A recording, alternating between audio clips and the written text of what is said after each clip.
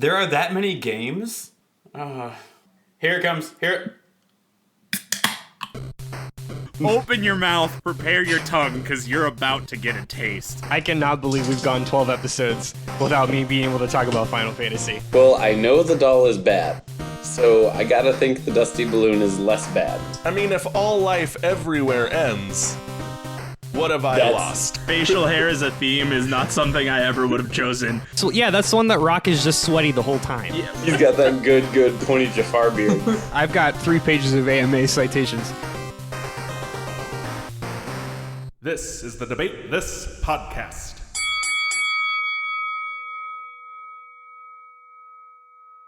Welcome to Debate This, the show where a bunch of grown men make a big deal about things that don't matter, like comics, video games, and zippers. And speaking of zippers, Kingdom Hearts 3 is finally here. Now, at the time of this recording, it's still a few weeks away, but I believe this should launch on the 29th. So Kingdom Hearts 3 will have come out on the 25th, which is very exciting. So when this comes out, I will probably already be pretty deep into the game. But now that at the time of recording, since it's only a few weeks away, I thought this would be a good opportunity to catch all my friends up on the story so far. And we couldn't be more excited. I could be more excited. I really could. None of us asked everyone for this. has, except I asked for this. I did. I asked for this, and boy, did I shit the bed on this one, boys. Did I bite off more than I could chew? My eyes were way bigger than my stomach. So here's what's gonna happen. I'm gonna talk, and I'm gonna talk a lot. And the things that I'm going to say might sound like absolute nonsense. And it's just, because they are. Come at me with open minds and most importantly, open hearts. I'm leaving. I hope all of you have cracked a beer. I hope you've gotten comfortable because we're gonna go on a wild ride. So you might have heard already. I'm gonna help try to unpack this anime nonsense for not only you folks at home, for the 3 guys with me. And as always, I've got Kyle Zylek Harper. Is that how you say that? Yep. Todd Doxed Thomas. Good. And Matt Zamped Cole. And like, now, if anybody wasn't sure, he just added a bunch of X's. Like all of our names look like my profile name on MySpace in 2007. It's very angelfire.com. All of this might sound like nonsense. I promise this will make sense in 3 hours. Julie's out of town. Let's do this. So let's start from the beginning. Kingdom Hearts is the brooding, spiky-haired, clown-shoed baby of the Final Fantasy and Disney universes. Now, obviously, this isn't the first time we've talked about it. You may remember about a month ago now, we mashed up our own Disney properties with franchises, which was a lot more fun and fancy-free than today's. But today we're going to dive into the real nitty-gritty. We're going to get down in the dirt. But we're going to embrace the darkness that's formed in my heart as we walk through the complete story of the Kingdom Hearts series so far. I feel like you've made 3 references already, and they've all flown over our heads. Absolutely. When you listen to this, it'll make sense. When he says heart, I take a drink. That's my plan for the rest of this. Every time he says heart, I take a drink. For those of you playing at home, the drinking game is every time you hear heart or darkness, you take a drink. What about Keyblade? Every time an obstacle is overcome by the power of friendship, you have to do a shot. Todd, does Shannon know you're up here? Yeah, I told her to check on me every half an hour.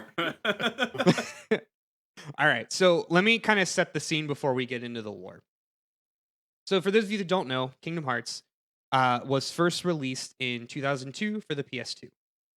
So again, it is the merging of Disney characters and Final Fantasy. So you play an original character. His name is Sora. He goes through different Disney worlds like Alice in Wonderland, Pinocchio, A Nightmare Before Christmas, and he meets the different characters alongside his buddies Donald Duck and Goofy. And Matt's already shaking his head. And then you also come across other characters from the Final Fantasy series, like Squall from Final Fantasy VIII, Aerith from Final Fantasy VII, and so on and so forth. Okay, so I'm already going to interrupt and clarify something I was never quite sure on. Mm-hmm. Sora is a Final Fantasy character. No, he's original. Oh, but Sora could be a Final Fantasy character. Well, right. Yeah. That's why I was never sure. Okay. Let me give you a little background because I think this actually might clarify. Okay. So, let's rewind the clock back to early 2000. Square had just merged with Enix. They were riding high off the success of Final Fantasy X. So Kingdom Hearts comes out in 2002, which is about a year after Final Fantasy X. Kingdom Hearts was directed by a man named Tetsuya Nomura. So to look at the origins, you have to go back about 5 or 6 years to about 1996 when Mario 64 came out along with the N64. Square had released at that point. Square was still SquareSoft, and they had only done JRPGs. They had a very successful Final Fantasy VI under their belt. In the US, it was Final Fantasy III at the time. Wait, and they were in the Wait, what? Six That's a was different 3? podcast. That's No, a different that's the podcast. exchange rate in numbers. Oh, okay. Thanks, Todd. Yeah. When you go from yen to dollars, that's how where it ends up. Got That's it. fine. All right. That's That fine. answers That's my a different question. Andrew, podcast for a continue. different time. Yep. So they were working on their next big hit, which was Final Fantasy VII, which is most people will know, except for Matt, that was a huge, huge success and basically redefined Japanese RPGs for years to come. Sure. Great. Cool. Now, at the time, Mario 64 obviously was a huge success in the US, and Square was basically looking for something to compete with that. So they knew that Final Fantasy had its audience. It was more kind of an older audience, people that were really into like the crunchiness of a role-playing game. So they wanted something that could be a little more family friendly. Something that was also what they loved about Mario 64 was that, it was emphasizing movement, right? So Mario would move around. And at the time, people were really into having him jump, having him run around, having him swim, all the different things you could do with Mario. So they kind of took that and said, okay, well, what can we create that's a little more kid friendly, that's a little more engaging? Because at the time, Final Fantasy was very much go up, go down, dialogue, and fight. So at the Square office at the time, Square was actually sharing an office with the Japanese affiliate for Disney. So there were some discussions around this time to basically inject Mickey Mouse into a game. They're saying, like, how can we get Mickey Mouse, as the prime mascot-y contender to Mario? How can we get Mickey Mouse into a game? So now we shift back to Tetsuya Nomura. Nomura was a graphic artist for the earlier Final Fantasies, and his style was very different than the current art director. His name was Yoshitaka Amano, who was known for like a very high fantasy, swords and dragons and knights kind of approach. Tetsuya Nomura was more of a Eastern animation, like an anime style. So more like Akira, the things that were coming out of Japan at the time. So Nomura was then appointed as the lead graphic artist for Final Fantasy VII. And then, so as he was working on that, Final Fantasy VII launched, and it was incredible. It took the series in a much different direction. And the older games were very classically medieval high fantasy. Final Fantasy VII was like, kind of modern, kind of steampunk approach. There were guns, there were vehicles, things like that. It was a very different direction. It was all those tropes we associate now with like JRPGs, more Absolutely. or less. Yeah. And that in effect is Tetsuya Nomura. That's his thing. So what you associate with like the spiky hairs, the spiky hair, the brooding, all the JRPG fuckboys wearing black, like that's Tetsuya Nomura. Okay. So fast forward, Nomura pitches this idea to basically blend to create what is effectively a Reese's Buttercup of Final Fantasy and Disney characters, and said, I want to create a new IP that we will create our own original characters, and they'll walk around in the Disney franchise, of the Disney world. And Disney was like, yeah, cool, let's do it. Which to point out, I mean, I know we had our episode where we talked about like what are two things you would blend. If you would have just entered your offering of Final Fantasy and like Disney properties to like what we had brought to the table, I don't think yours would have won. I agree. I was gonna say not. how much cocaine was involved, because that sounds insane. Well, like, it's 2001, so it was probably heroin, but no, it's funny you say that, because I actually remember, because back in 2001, I was a huge Final Fantasy fanboy. I was like, I had Final Fantasy X when it came out, and I remember everyone shaking their head. And of course, you were too cool for Disney at that age, right? I was too cool. I was so cool for Disney. I had too many zippers for Disney at that age. So when I heard about that, I was like, "Oh, this is so stupid! I can't believe it." And just like everybody else, I mean, it was something that you would see on the you think you would see on the Onion. Like, it was just unbelievable. Like, how is this actually a thing? But it was a thing, and despite all of our assumptions, the game sold fucking gangbusters. Did very, very well. And to be fair, it's a very good game. It's a fun game. I was gonna say, and it worked. Yeah. Like the complaints I hear are few anyway, but like none of them are about the weird mashup of IPs. So when you play the game, for those of you that haven't, it weirdly works. It weirdly makes sense. Part of it is, it's they take the Final Fantasy characters, but they obviously heavily retool them. Because Nomura was the lead designer, he actually only uses the characters that he created. So that's limited to characters from Final Fantasy, basically the PS1 era, Final Fantasy 7, 8, and 9, and 10 as well.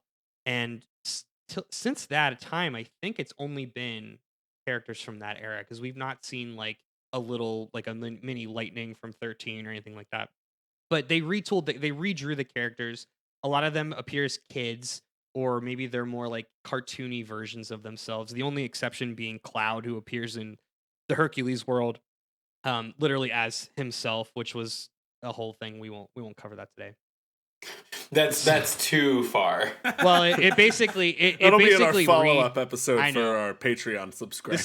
This is a little too granular, but it basically redrew Cloud and kind of redesigned him unwittingly and turned him into a brooding anime boy, which he never was. But again, we'll put that in a separate. But you digress. I digress.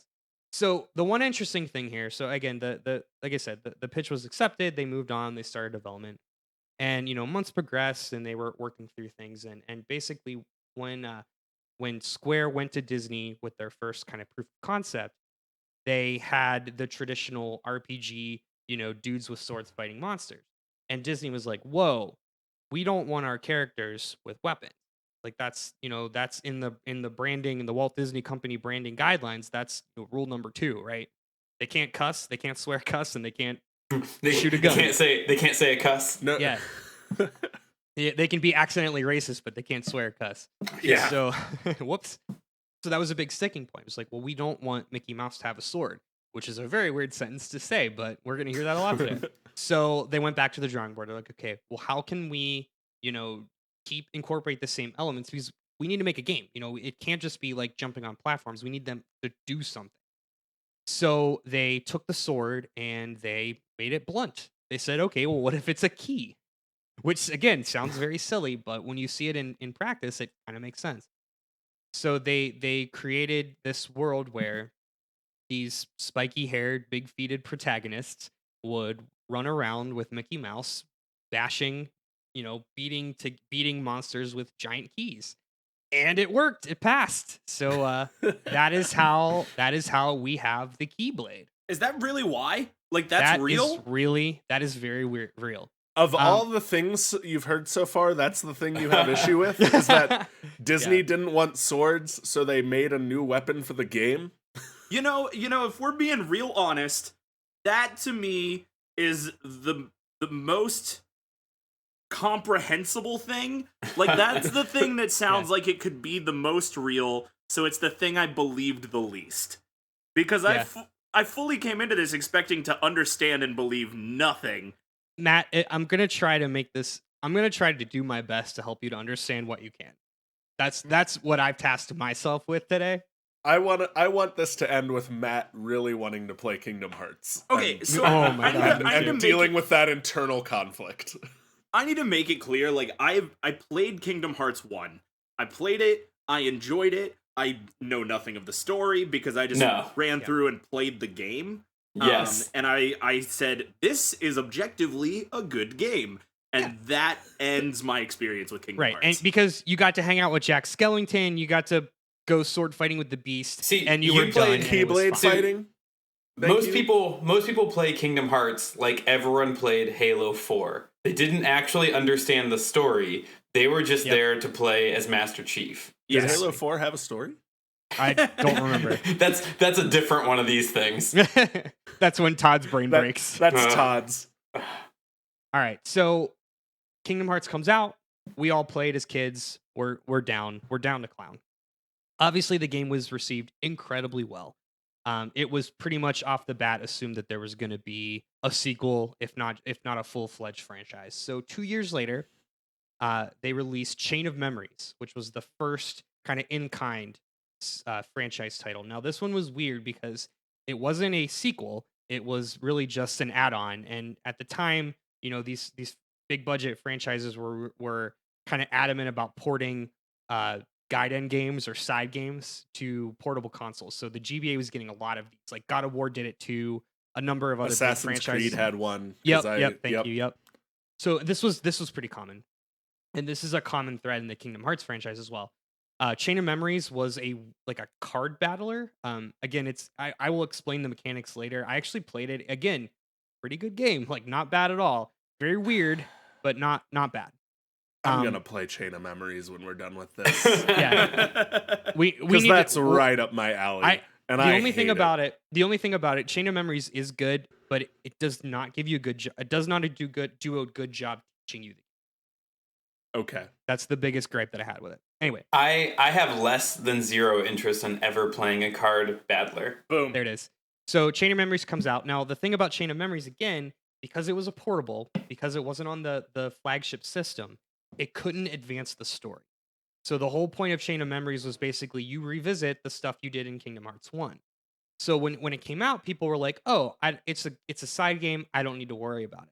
Problem was, it actually moved the story along kind of unknowingly. It introduced a lot of important characters that later came to light in Kingdom Hearts 2. That will show up in all of the jillions of sequels. That will show up in the jillions of sequels. So Kingdom Hearts 2 then comes out. The official sequel comes out in 2005. Again, huge hit, mega hit. You get to go to Tron World. You get to go to Pirates of the Caribbean World. It was so good. A lot of people, it's a pretty common assumption now that the reason Tron Legacy was able to happen was because of Kingdom Hearts 2. Again, that's not an official critical thing, but it put Tron back in the zeitgeist. Kingdom Hearts 2 and Jeff Bridges. Yeah. And it made Tron relevant to our generation. Because it's the second best Daft Punk 2-hour-long music video out there. It's pretty good. Second best music video. Yeah, exactly. So Kingdom Hearts 2 comes out again, huge success. So now it's 2019, and obviously we're getting Kingdom Hearts 3. 14 years later. So the question is, and similar to the Harry Potter series, is what happened? There was a lot of drop off. I remember in 2012, people were excited that Kingdom Hearts 3 was finally going to release because it was 10 years since Kingdom Hearts 1. I remember in 2008, people were excited that Kingdom Hearts 3 was finally going to release because it had been 3 years. So what happened?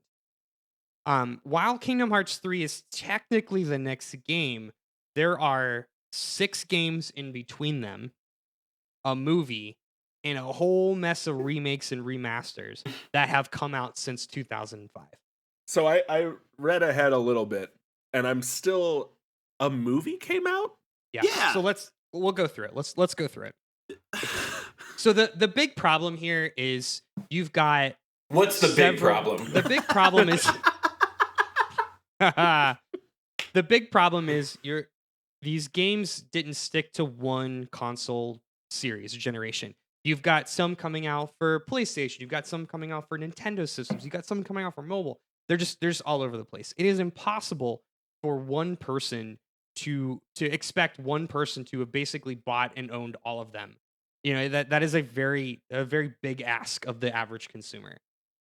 So let's go through it. So after Kingdom Hearts 3, after Kingdom Hearts 2, you have Kingdom Hearts Coded, which came out for DS and in 2008, and then 358 over 2 days came out in 2009 for DS. What a bullshit name! Why does that matter? Yeah, what is that? We'll get into it. Oh my god! If I hear we'll get into it one more time, I'm gonna lose it. I'm gonna get out of it. In 2010, we have Birth by Sleep that came out for the PlayStation Portable, PSP. 2012, Dream Drop Distance came out for the 3DS. And then in 2013, Kingdom Hearts Kai or Key came out for just web browsers in Japan. Cool.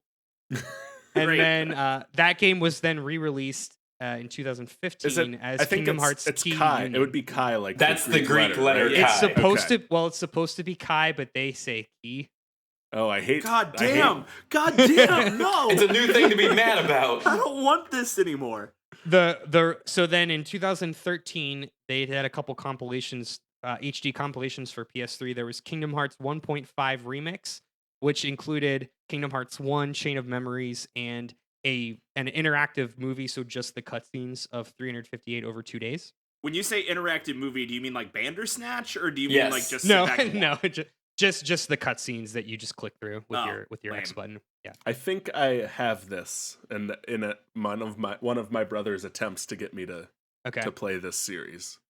It's sitting on a shelf in my living room. Yeah, and then in 2014 you have Kingdom Hearts 2.5 Remix, which was the remake of Kingdom Hearts 2, Birth by Sleep, and they did the same thing with Coded and called it Coded, which is just the cutscenes.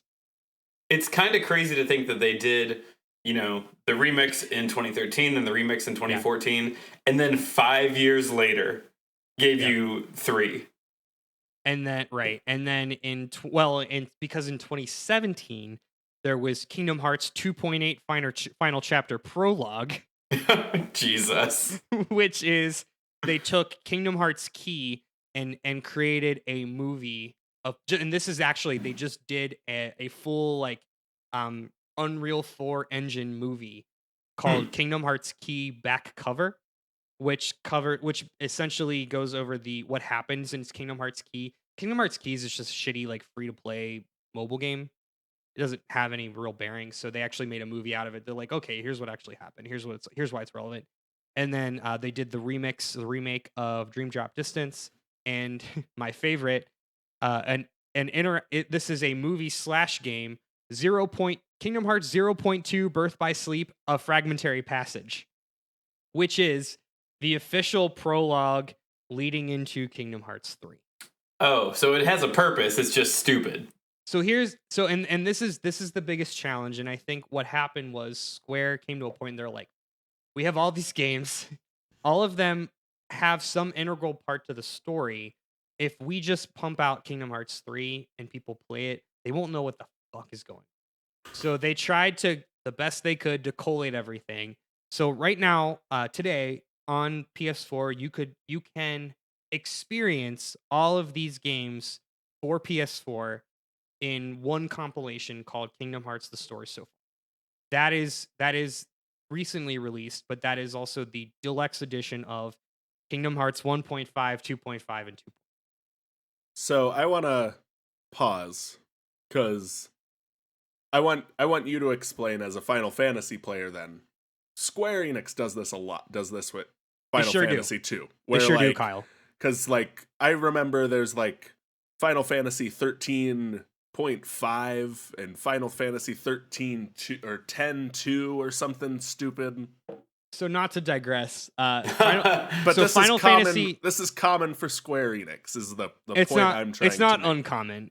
Final Fantasy 13 is a series. It's a trilogy, but because it's Final Fantasy 13, they can't call it Final Fantasy 14 because there is a Final Fantasy 14 and it's a massive multiplayer online game. So there's Final Fantasy 13, and then the direct sequel to that story, which is Final Fantasy 13-2. And then the direct sequel to that story, which is Final Fantasy 13-3: Lightning Returns. So I would like you to explain to me, as an RPG fan, why numbers don't matter to you. It's all about the cool cutscene that happens when you use your attack. So the numbers don't matter anyway. My answer to you is I would just play the 2-minute opening video to Birth by Sleep and not answer you because it's fun and anime beautifulness.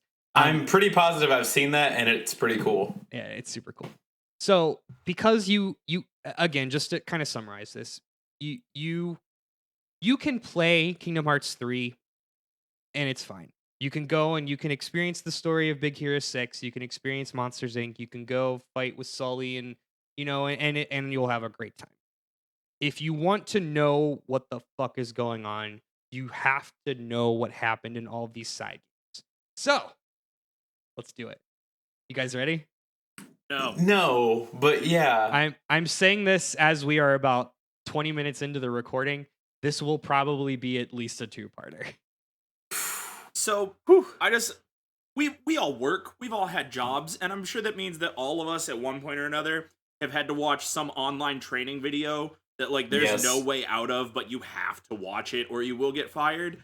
And, like, the way that you feel going into those videos is the way that I feel going into this podcast. That, like, I'm here, and I know I have to consume it, but I don't want to. I don't. Hey, Matt. Yeah? Do you want to continue to be a part of this podcast? And see, that's the problem. Don't let him hold that over your head. I really truly hope, like, my magic dream is that Matt is, like, converted and fully buys into Kingdom Hearts by the end of this and, like, wants to play. He leaves the podcast humming Simple and Clean. Yes. Hey future Kyle. Can you just splice in a little Simple and Clean, just a little bit, just to get us pumped Don't up? agree to do that. I'll see what I can do. Thanks, future Kyle. Disney's pretty litigious, so I'll have to be careful. Fair enough. All right, Kingdom Hearts 1. This is what started it all. So we open. We've got our 3 main characters. We've got Sora, we've got Riku, we've got Kairi. 3 best friends living on an island. They are kids, probably, we assume, around 12 to 13, constantly talking about adventures and traveling to other worlds. They inexplicably live on this island, basically by themselves. There are no adults around, and it's fine. They also live with a couple characters from Final Fantasy X and Final Fantasy VIII. We don't need to go there. It doesn't matter. There is a love triangle between Sora, Riku, and Kairi because they are children experiencing puberty, etc., etc. Sora is your main character. He's who you control.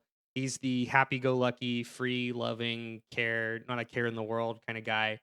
Riku is the real ambitious. He's the one he's the strong man. He's the one who's gonna do the thing. They're constantly at odds. Riku is a little better at Sora than everything, and then Kairi is the waifu.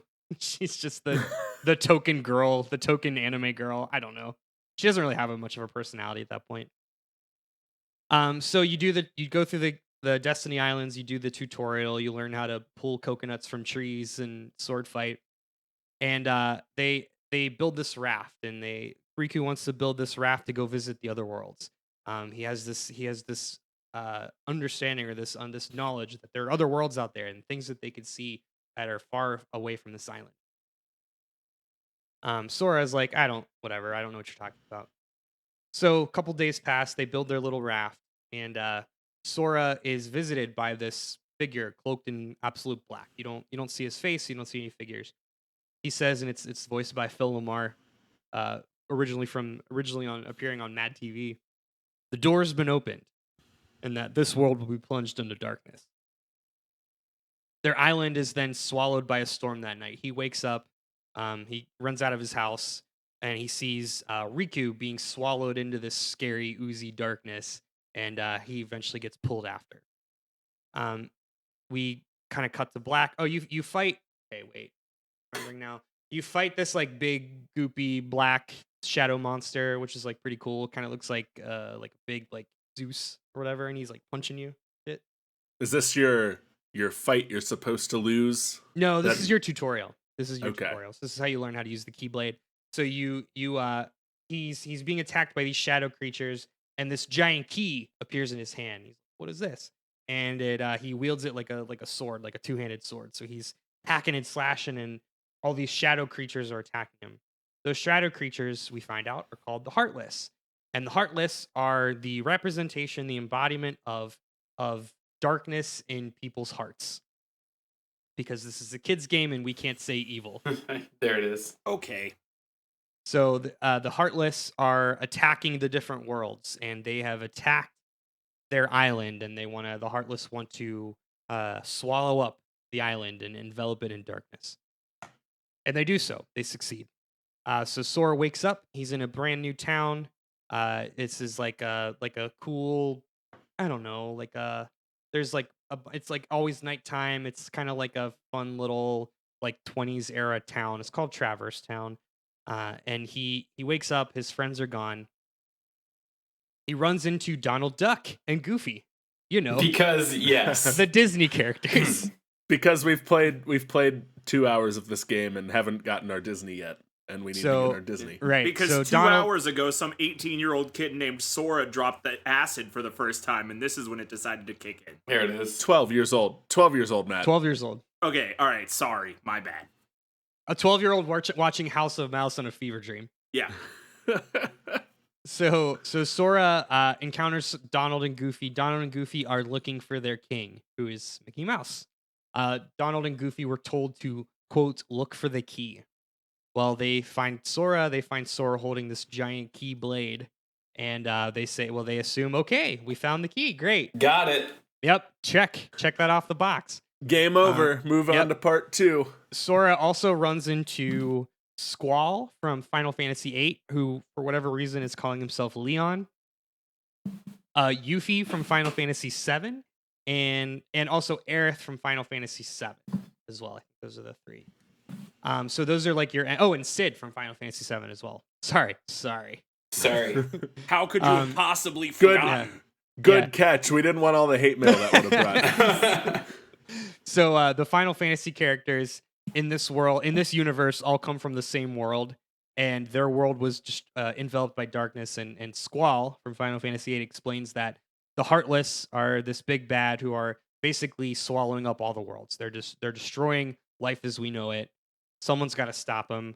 Sora's got the Keyblade. We find that the Keyblade is the only thing that can attack the Heartless. Everything else just phases through them like they're shadows, because they are shadows. So, by extension, by default, Sora is the chosen one. Sora must go defeat the Heartless. So that's our game. That's basically, we set up the plot, and really from here, fast forward 40 play hours. We go through the game, we go through the different worlds, and I mean, this, you guys know this stuff. You go through Alice in Wonderland world, Tarzan world, Hercules, Aladdin, Little Mermaid, Pinocchio. You go through all the different worlds, locking the locks. Wait, what is it? Locking the door. Sorry, Jesus. You go and lock the door to the worlds. What happened is the Heartless have seeped into all these different worlds that are disconnected, and you go through and lock the door so they can't come in. So you're basically protecting the worlds from more Heartless getting in. While you go through the different worlds, you encounter Maleficent, the witch from Sleeping Beauty.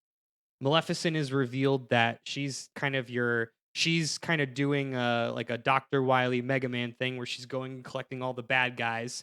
She's collecting the dude from Tarzan, the shooter, the gunsmith from Tarzan, Jafar, and Ursula, and all these different Hades, all these different bad guys from these different Disney movies. And she has tasked them with finding the 7 princesses of heart, which are the Disney princesses, like Sleeping Beauty and Aurora and Jasmine and all that.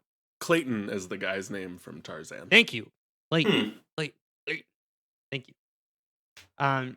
So we find that Maleficent is kind of our person, kind of, she's our puppeteer. She's running the strings. Well, working for her is Riku. He's broken bad. Riku's bad.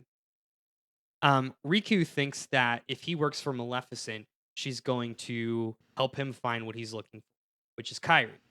Because remember the friends were separated. Riku is looking for Kairi. Sora is looking for Riku and Kairi, etc., etc.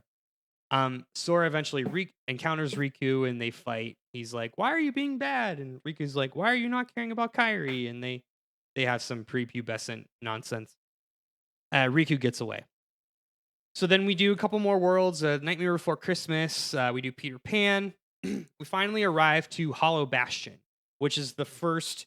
Well, I guess second. Traverse Town's the first. This is the first like fully developed original world. So Hollow Bastion doesn't exist anywhere else. This is a completely Kingdom Hearts entity. Location. Okay. Hollow Bastion is apparently where all the Final Fantasy people are from. So that's how they kind of hand wave that. So when you arrive to Hollow Bastion, it's basically this war zone. There's nothing except for this huge gothic-looking castle. So you when you get there, you're encountered by Beast from Beauty and the Beast. And he's looking for Belle or whatever. It doesn't matter. Okay. So some paper thin excuse to put him there. Yeah, exactly. So you buddy cop your way with Beast from Beauty and the Beast, and you fight shadows, and you make it to the center of the Hollow Bastion castle. You fight Maleficent. She turns into a dragon because that's her thing. You kill her. She done. She did. So she has collected the 7 Princesses of Heart. Ooh, big bad. What she wants to do is she wants to create and open Kingdom Hearts. There it is. There's the title. Roll credits. Roll credits. So she believes that by collecting the 7 Princesses of Heart, she will be able to open Kingdom Hearts. That's very bad. We don't want that. That means ultimate power and other bad guy stuff. We want to stop that. So when you get to the center of Hollow Bastion, we see all the Princesses of Heart. And oh, wait, who's that? It's Kairi. Oh shit, guys. Kairi is the 7th Princess of Heart. Bet you didn't see that coming. Of course she is. You didn't see that coming. It's the 5th element. Yeah. All over again. she is the 5th element. She is the Fire Emblem. God bless it. So Sora tries to, after defeating Maleficent, Sora tries to save Kairi. But Kairi is unsavable. Her heart is gone. Her heart is asleep. The whole time Riku was trying to revive Kairi, he couldn't do it. Kairi's heart was gone. Well, we find out that Kairi's heart... Let me stop here. Wait. I should explain that the game, when we say heart, when you hear the word heart, it's not like the organ in your chest that keeps you alive and pumps blood to your different parts of your body. We all knew that already, Henderson. It's your soul, it's your being, it's your ineffability. Yeah. Yes, it's a Japanese anime game. We knew that already. Yeah. I just felt like I should clarify. So Kairi is the 7th and final Princess of Heart. Her heart is gone. We find that Sora actually has Kairi's heart inside of his heart. But why? Why? I'm not even gonna ask. No, I'm gonna be that guy. Like, why? Why is that? Here's my biggest problem. You gotta play 9 more games to figure that out. You do. That's not why. God damn. Kingdom Hearts does this thing where it's very much like he's the chosen one, just move past it. It's very like he's Neo, whatever. So Kairi's heart is inside Sora's heart. Kingdom Hearts is like Scientology. Like you can only get the answer if you play the next game. Yes. Man. So Sora, the whole point with Keyblades is that Keyblades are the power to unlock hearts. So what you're doing by killing Heartless is you are freeing the hearts that the Heartless have captured. So Sora frees Kairi's heart by basically plunging his own Keyblade into his chest. By beating the shit out of her. Oh no, different way. Nice. So because this is a child's game, they can't show violence. So Sora just kind of points his Keyblade at himself, and he turns into white magic. But really, what he effectively did was kill himself. He killed himself. He plunged his sword into his own heart. Didn't see that coming, did you, Disney? I saw this, and he actually killed the Horcrux instead of himself, and he's still alive. And yes, so Sora turns into a Heartless, and this sets off a giant chain of events that is later retconned, and we'll put a pin in for now. But for right now, for all intents and purposes, Sora's a Heartless. He's a little gremlin guy walking around. And Kairi is free. So Kairi is awake. The Kingdom Hearts opening Kingdom Hearts has been thwarted. We're all happy, except, oh shit, Sora doesn't exist anymore. So Kairi then realizes all this stuff happened and hugs Sora, and through, wait for it, the power of friendship. Sora's heart is magically restored to his body, and he reforms into his normal human self, and the group goes and dives through the portal that Maleficent had created to chase after Riku. And Matt puts his controller through his television. Here, take this back. I don't want it anymore. Now throughout the whole game, you are given these Ansem reports, these key items that just say Ansem report number 1, Ansem report number 2, and so on and so forth. They're just like, they're audio logs without audio. They're your kind of backstory, but they're all these individual journal entries by this man named Ansem, who is apparently a scientist. He was doing research on the Heartless, and you see his slow descent into madness, basically. So when they arrive at the center of Hollow Bastion, and when they defeat Maleficent after all this stuff happens, they are greeted by this large, dark figure. He's like 6 foot tall. He's got long, flowing, like gray hair. He introduces himself as Ansem, and he's got a really low voice. Again, this is Phil Lamar's voice. Here's the thing. This game has very good voice acting, like for as goofy and silly and nonsensical it is. I mean, you've got Haley Joel Osment plays the main character. He plays Sora.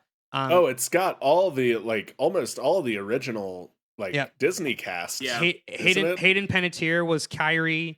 Phil Lamar was Ansem. I'm significantly more interested now that I know that Hayden Panettiere is in this game. Yeah. Well, this was 2001 Hayden Panettiere. This was way before she was in Heroes and was famous. But she still is. Mandy Moore was the voice of Eris. Angel, the guy that played Angel, was the voice of Squall. Like, this is Disney level cast. Yeah. And they brought in everybody that did like the cartoons. Like, they had not the people that did the movies. They did have James Woods reprise Hades, and he still does it today. Like, that's crazy. That's awesome. really cool. Yeah, it's very cool. Oh, if only James Woods wasn't the worst. Yeah, so that's the thing. Yeah. I know. In the last episode, we talked about the Sephiroth battle. Do you guys want to guess who voices Sephiroth? Optimus Prime. Internet darling Matt Mercer.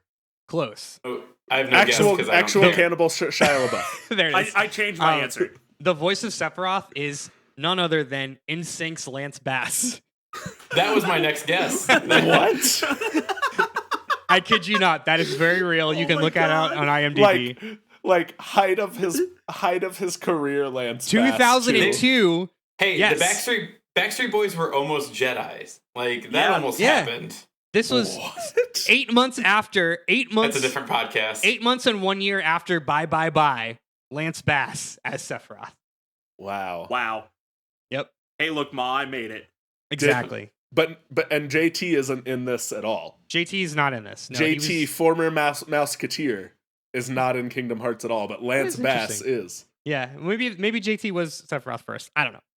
Anyway, so Ansem is revealed to be the big bad. Now, those of you that have played Final Fantasy games before will realize that this is a very traditional Square thing to reveal the bad guy at the end. You basically chase a red herring the whole game. It was done in Final Fantasy IV. It was done in Final Fantasy X. I mean, it was done in Super Mario RPG. It was done in Super Mario RPG, exactly. This is a Square AF thing. So Ansem is revealed to be the big bad all along. He has possessed Riku. So the reason why Riku broke bad was that he was tempted by the dark side, and Ansem possessed him. Also, this story is basically Star Wars. We'll get there. All stories are basically Star Wars. We don't need to go there. It's the hero's journey.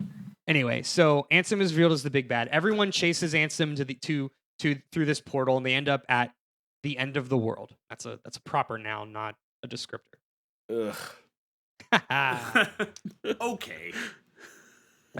They fight Ansem, who has about 7 phases. This is like the pinnacle of this isn't even my final form. He turns into a cruise ship.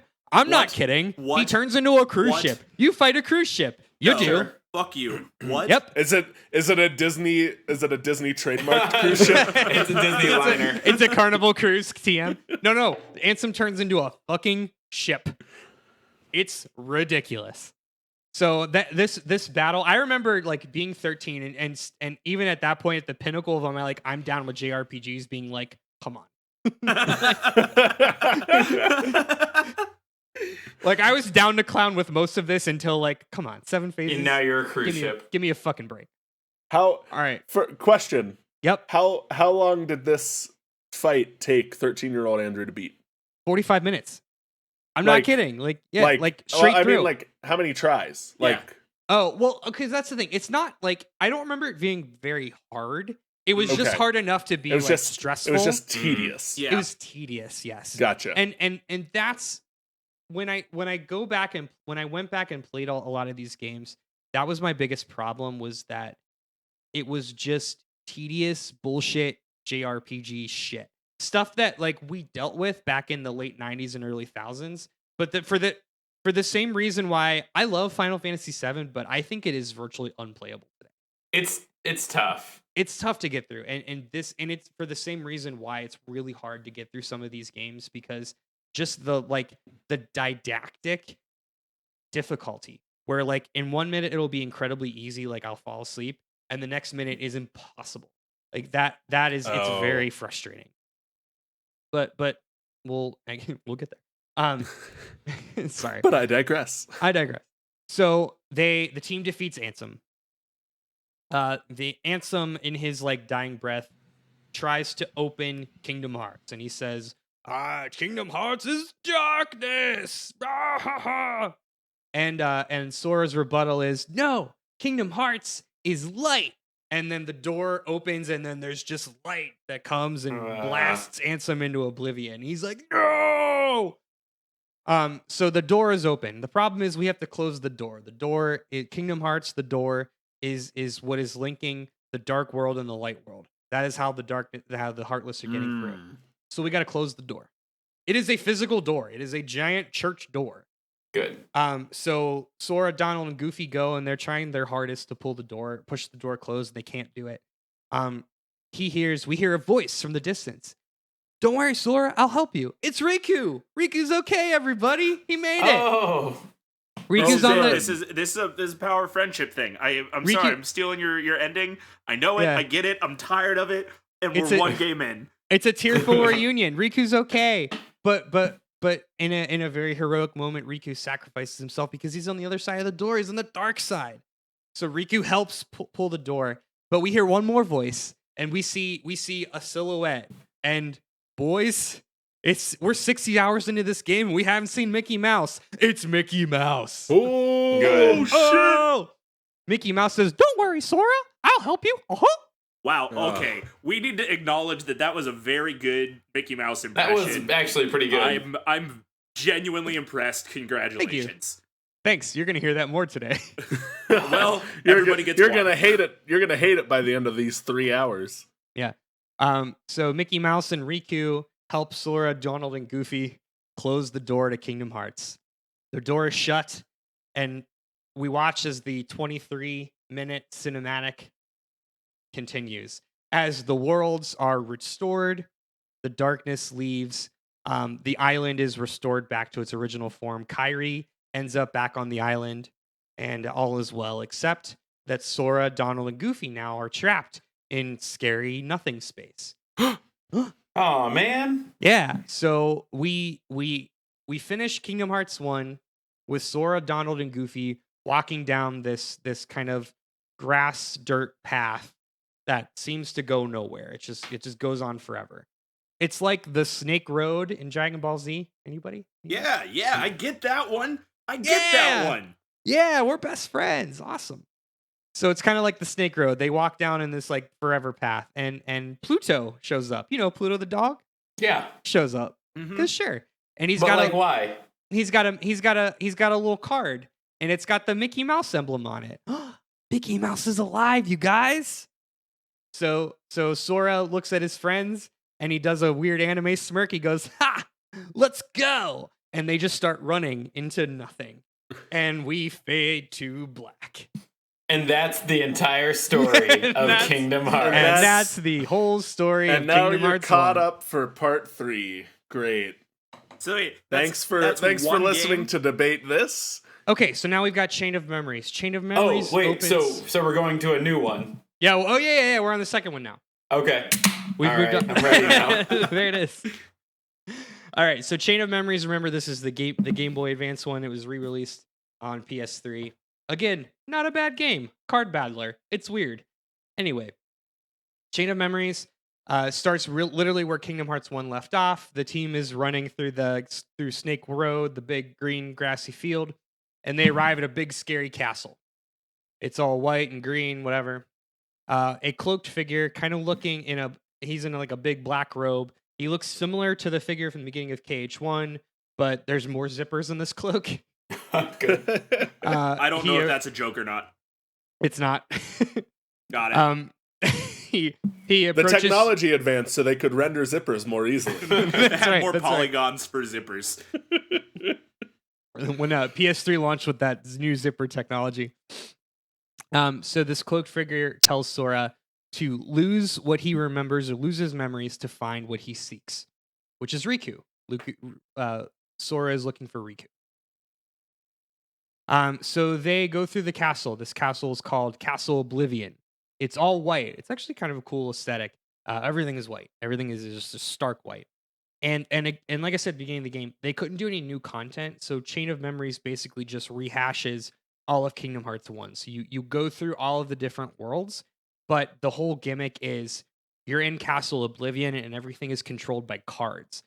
So you get a deck of cards, and each of them like represent one of the worlds. So you put one of the worlds to a door, and that floor becomes that world. So like if you play the Aladdin card, that floor becomes the Aladdin world. And then every card that you play, you basically are dictating what the next room looks like. So you can, in effect, and this is kind of how the mechanics work, you can like pick your own difficulty. It's very cool. It's very weird.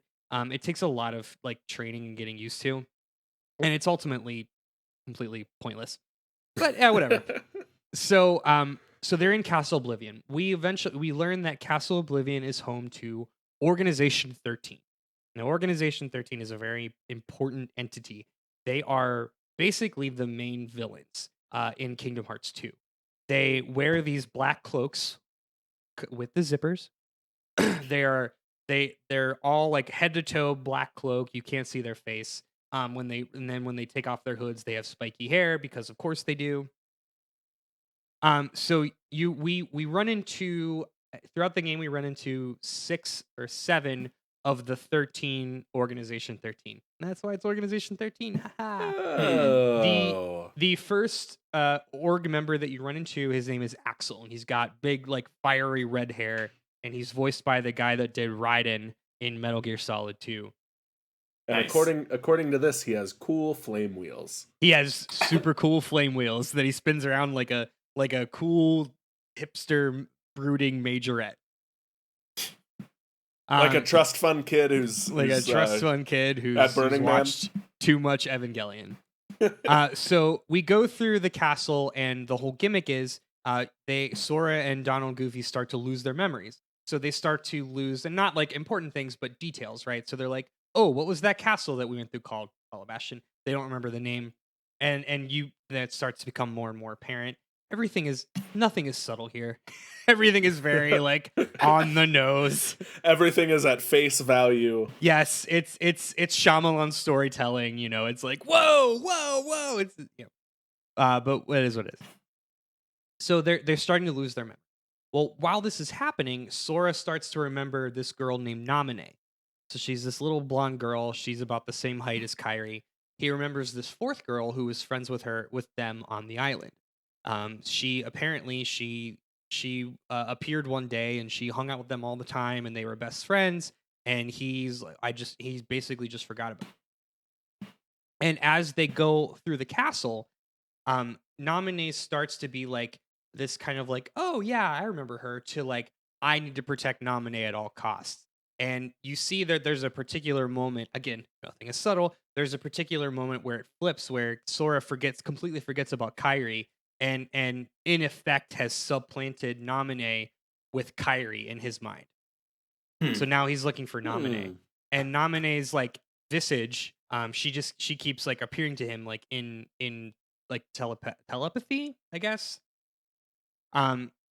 So as we go through, we see all the different worlds from Kingdom Hearts 1. Sora fights a few of the other organization members, Larxene and Vexen. They're like ice and lightning themed, respectively. They all have like a gimmick. Reindeer that didn't make it into Santa's reindeer pulling team. There it is. Nice. Also, Riku, he eventually runs into Riku, who's evil and attacks him like several times, and is just kind of like a dick. He's just like, yeah, you're weak. That seems to be a recurring theme with Riku, is that he's just kind of a dick. He's kind of a dick, yeah. So we eventually get to the top of the castle. We've gone through all the Kingdom Hearts 1 worlds, and the last world to go through is Hollow Bastion. We go through Hollow Bastion, and there, as the player, you're like, okay, well, that was Kingdom Hearts 1, what next? Well, you get the rest of the story. So this one of the organization members, his name is Marluxia.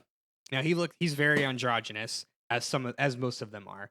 He's got like long flowing pink hair. He's like a Sailor Moon character where like everything he does like just pops roses. Like roses just appear. Nice.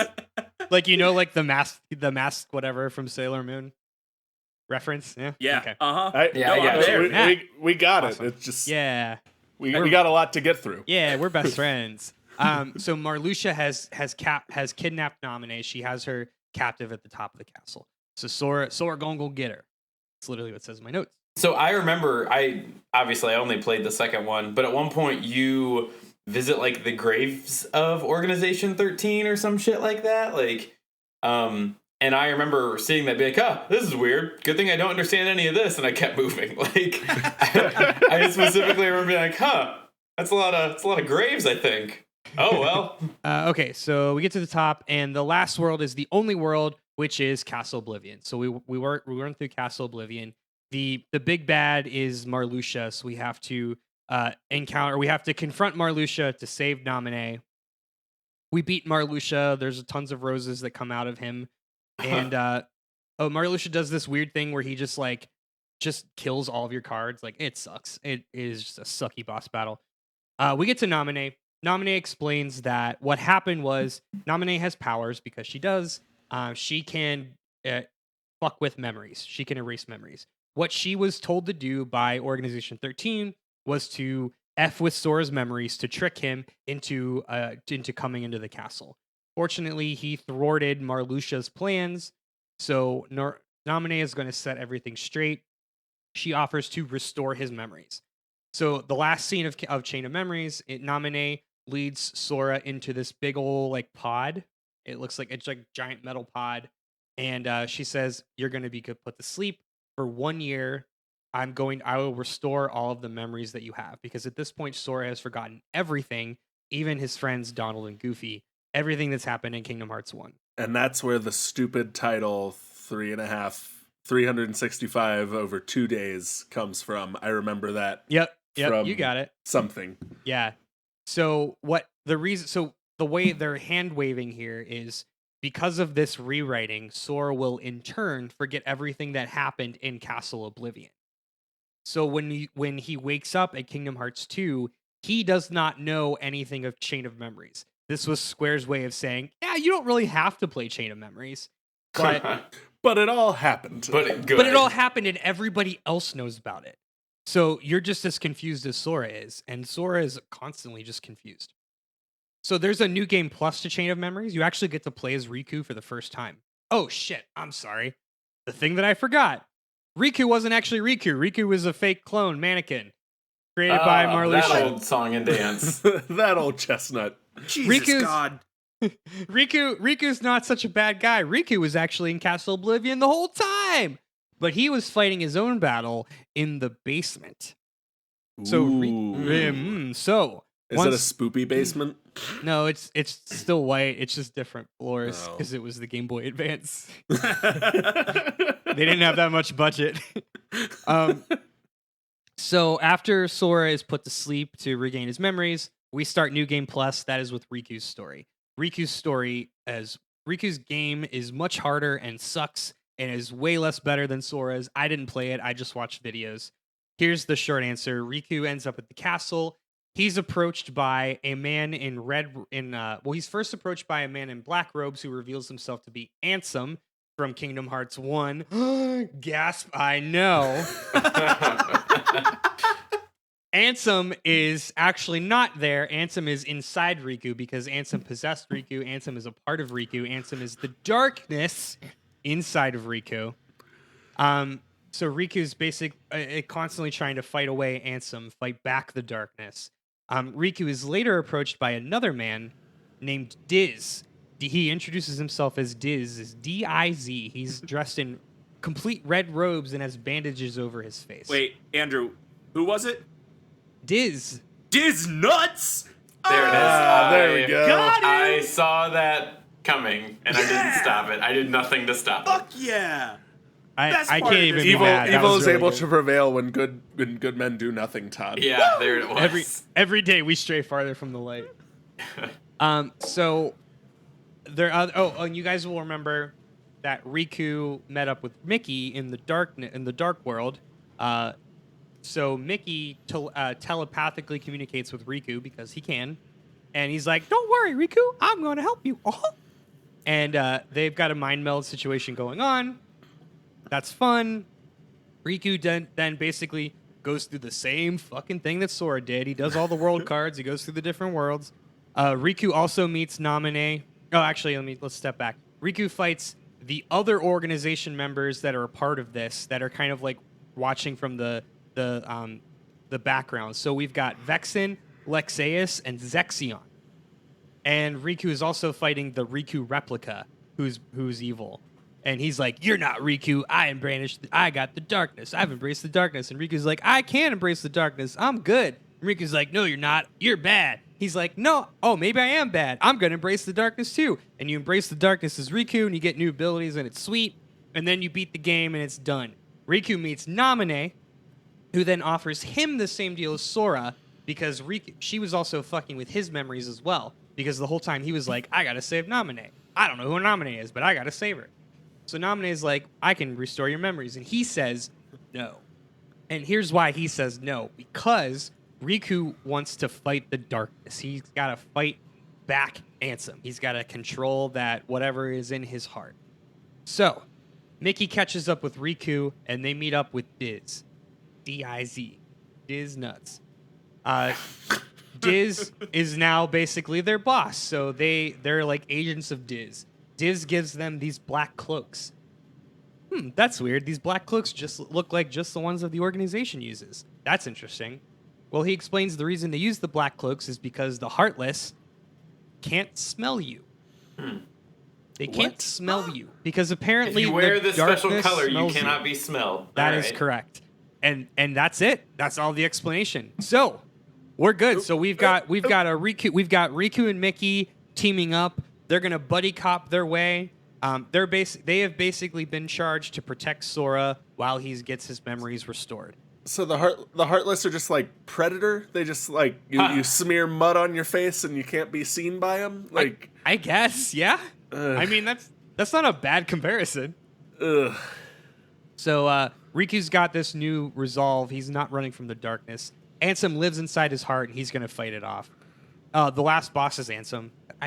Whatever. Yeah. And and once you defeat Ansem for like the 100th time, Diz offers Riku tooth paths. He says you can either go down the path of darkness and the path of light, or the path of light. And Riku says, "No, I choose the path of dawn." I do not know what that means. What? Nice. No. Good. I give you two choices. No, I pick this third choice you didn't give me. Now we go to Kingdom Hearts 2. Okay, before we go on to Kingdom Hearts 2, how many more times are we beating Ansem in this series? Is it all the times? It's a non-zero amount. Good. Oh, God. Wait, this is where we start getting to the things I actually know, so I'm good with this. Did any of you play Kingdom Hearts 2? You played Kingdom Hearts 2. Todd did. Todd did. Todd. Do you remember anything about it? I think I watched like the back half of the cutscenes from Kingdom Hearts 2. Did you want to claw out your eyes? A little. So here's the thing. I played Kingdom Hearts 2. I didn't remember a fucking iota of it. Like, I just watched all the videos a couple days ago, and I was like, I never saw this. Like, I don't remember this at all. I just remember one of your, like, super Keyblade abilities was you, like, skated around and could shoot blaster rays out of your Keyblade, and it was so cool. That was pretty cool. I don't remember that, but that's cool. I'm down. So, call yourself a fan. Yeah, right. Well, man, I'm said waiting we were talking for Todd about to lore, correct not gameplay. Henderson on something in Kingdom I'm gonna Hearts give you a 2. no, actually. All right, so Kingdom Hearts 2, open scene, exterior. We start as not Sora, but You're a boy Roxas. named Roxas. That's right. Who the fuck is Roxas? Todd, who the fuck is Roxas? I mean, do you want me to say who Roxas is? Because I know who Roxas is. Do you want to? Why don't you tell me who Roxas is? Yeah, so Roxas is the heartless or nobody or whatever terminology you use of Sora. Because that's how they all get their name. They all have all like the org people and even our made up bullshit names at the beginning. It's your name jumbled around and then an X just wedged into it lazily. That's right, Todd. That's exactly right. I hate this So game. Roxas. I hate this game. Roxas is a nobody. Now we don't. Now here's where having played Chain of Memories would have helped. Once again, This particular part.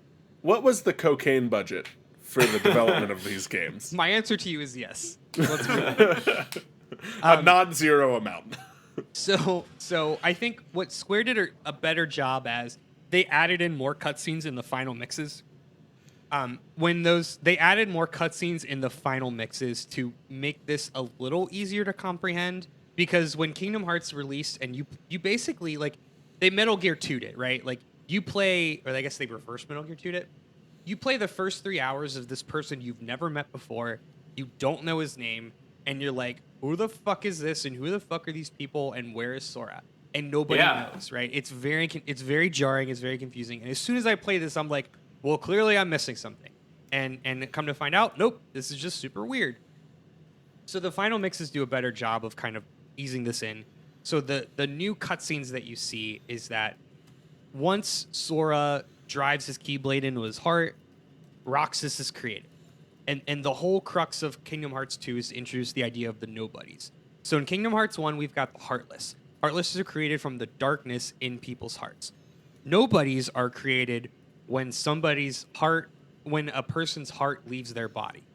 So you could, in effect, have a human form, a nobody form, and a Heartless. And that is what happened to Sora.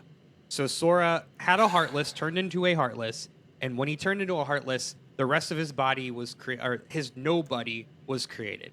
And this is not a thing that happens with all the nobodies, but this is an Organization 13 thing. When the now Roxas came into being, he just kind of like woke up in a field, and a man in a black cloak came to him, and this is how they show what Todd explained. They do this thing where he spins around a bunch of letters in air, and he starts with Sora, and then it's like Sora, and it adds an X, and then jumbles it together like an anagram, and you get Roxas, right? So Roxas is an anagram of Sora with an X. So all of the members of Organization 13 all have X's in their names, and they all have an actual person, which we meet later in the series, but they don't have that X in their name. So like Axel, who we met, his real person's version name is Lee, but it's Lea because they fucking made all the X names first, and then they had to retcon it. Yep. Yeah. So like, what the hell name is Marluxia? Like that's not a name. So it's not like Dan and John and Jim. It's like Lee and Isis. And it's already like these not English, No. not any It's- nationality names. it's fucking banana sandwiches. It's Calvin Ball. We've already started playing Calvin Ball, and we're gonna get 7 innings into Calvin Ball. So that's kind of the background with Roxas, and this is admittedly very jarring. But we start as Roxas. He's a boy in this new town called Twilight Town.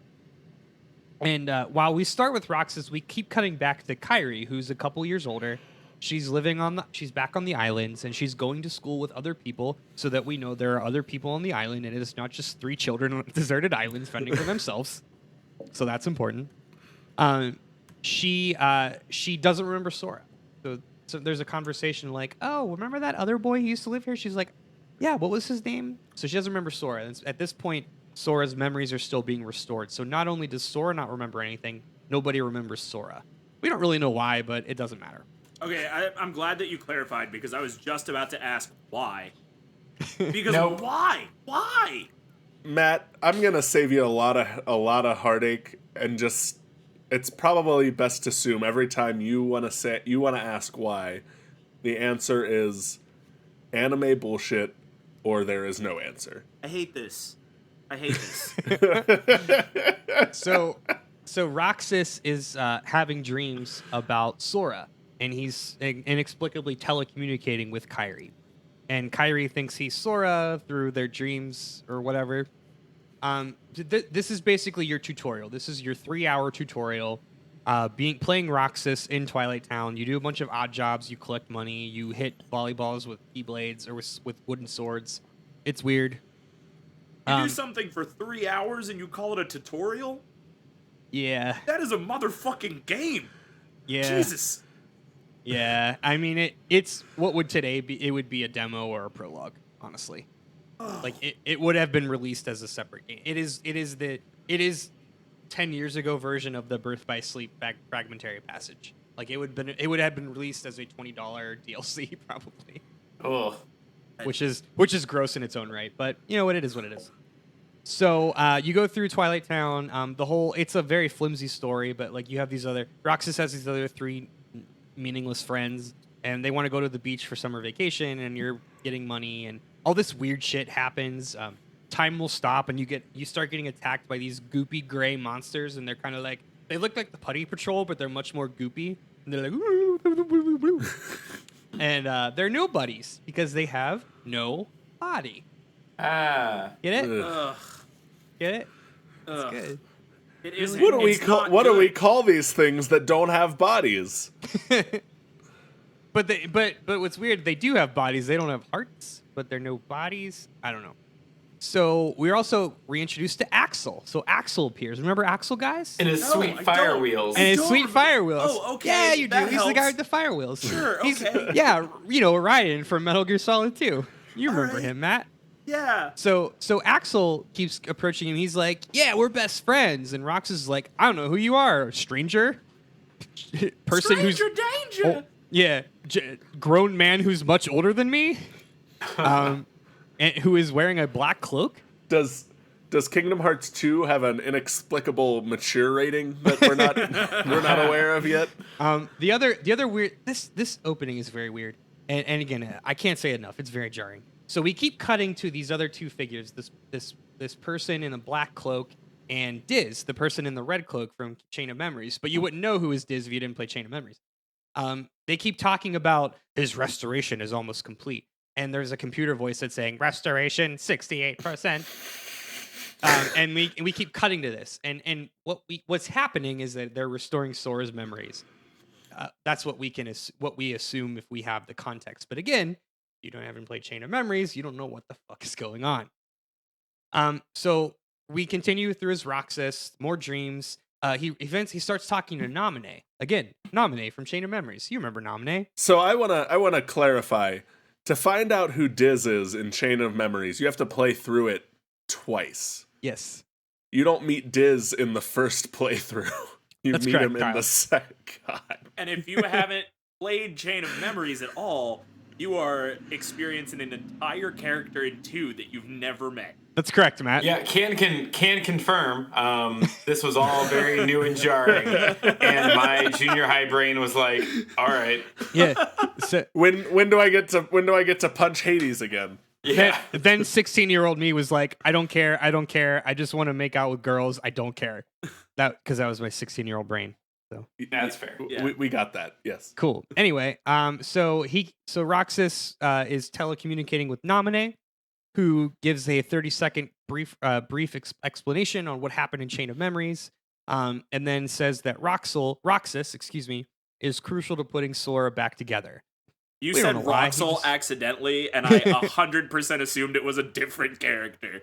I was like, of course there's Roxas and Roxel. See, and my mind jumped to Andrew let something slip, and Axel and Roxas merged later to become Roxel. They did a fusion dance and they became Roxel. Because I wouldn't be surprised at this point. So this whole tutorial culminates in Roxas hearing a voice of Naminé saying, "Go to the mansion," and time stops, and you fight Axel again. Or no, you don't fight Axel yet. He appears, but you run from Axel, and you go to this mansion at the center of Twilight Town. And you uncover the secret hidden basement. You go downstairs, and you find this gigantic computer. And Roxas at this point is so mad about hearing Sora. He just wants to live his life. He just wants to be a normal kid. He bashes the heck out of this computer. Oh, he has a Keyblade? Did I say he has a Keyblade? He's a Keyblade at this point? No, but he does. It just happens. It just happens. That's the only way you can fight the nobodies. It's fine. I assume everyone has a Keyblade at this point? Only Roxas and Sora at this point. At this point. Donald runs around with like a magic wand, and Goofy carries a shield. Yes, Donald is your magician. He does the thunder spells, and Goofy hits people with a shield. Naturally. Yeah. So Roxas bashes the computer, and he finally he finds in a hidden room, he finds Donald, Goofy, and Sora all in their sleep pods, and he accepts his fate. He merges with Sora and becomes one with Sora. Sora finally awakes and regains his memories. Title screen. Roxas just ceases to be. Yep. So you play 3 hours of game with a character you have never met, only to have his story explanation be, and then he sacrificed himself. Yep. And then the title screen comes. Oh my god. Why? Why do people pay for, why do people do this? I don't understand. Is this fun? Is this what you like? I mean, can confirm Kingdom Hearts 2 was a lot of fun. It's a fucking baller. Matt. It's fucking baller. It's so much fun. You ruined Matt. You know what's better? Hey Matt, you know what's better than playing Kingdom Hearts? Better anything. Literally anything. Playing Kingdom Hearts on mute. I no. When did you play Kingdom Hearts on mute, Andrew? When my wife is in the room, because she will leave me if I play Kingdom Hearts anymore. Okay, so let's get back on this. So Sora and Roxas are merged. Title screen. We've got Sora. Sora emerges from his pod. Sora is given a letter from King Mickey. King Mickey is a king of his castle. It's fine. He, Donald, and Goofy then set off with their instructions to visit Yen Sid, who is the sorcerer from Fantasia. Fun fact. Disney backwards. Disney backwards. That's right. Oh, shoot. Oh, look at that. Yeah. Yen Sid tells them about their new enemy, the Nobodies. That is the Goopy Putty Patrol. The Nobodies don't have hearts and want to take hearts so that they can be people, unlike the Heartless who want to devour hearts for power. Important question. When we meet Yen Sid, does Sorcerer's Apprentice play? Is that the music for that encounter? No. However, Fantasia is actually a level in Dream Drop Distance, and it's awesome. Okay. So I'm still in. Yeah, stay with me. Also, the fairies from Sleeping Beauty, the red, blue, and green fairies from Sleeping Beauty, inadvertently resurrect Maleficent, so she exists now. And fucking Pete from Goof Troop. Yeah, he is. Fucking Pete from Goof Troop is in the front of Yen Sid's place for no reason, yelling about Heartless. And fucking Pete from Goof Troop. Yeah, what a like deep cut big bad. Is the main villain of Kingdom Hearts 2. That's when you first started Kingdom Hearts 1 and said a cloaked figure appeared. I thought that's who that was gonna be. Because I know I've seen the image of Pete from Goof Troop in the cloak in Kingdom Hearts, and good. So yeah, it's a thing. So just like Kingdom Hearts 1, we get our new quests. We have to go to different worlds. So I mentioned before, we go to a few of the same worlds. Little Mermaid World is now like a rhythm game. It's like a Guitar Hero game. because that was really popular at the time. And then we go to Tron World, which is super fucking tight. Yeah. We go to Mulan World, which is really fun. Jack Sparrow, Pirates of the Caribbean World, which is pretty cool. And the animation is really interesting. Like, it just go, if you have no idea what the series is, go and watch like 2 minutes of the way that they animated Jack Sparrow in Kingdom Hearts 2. It's really interesting. So through all of that, you go and unlock more worlds, yada yada yada. Your new home base is actually Hollow Bastion from Kingdom Hearts 1. So the Final Fantasy characters have been taken in. They're going to reclaim their home. They're renaming it Radiant Garden. We find out it was actually the original name of Hollow Bastion, but led by Leon or Squall from Final Fantasy VIII. So that's kind of like your home base. They also encounter more members of Organization 13. So you'll remember we've met 6 so far, or 7, sorry, including Axel. I guess 8 if you count Roxas. So we meet Zigbar, Saix, and Luxord. Those are the 3. Those are not names of characters. Those are the names of the characters. those aren't names of characters. They're casinos outside of Vegas. I'm like sliding closer to the Matt end of the spectrum of this.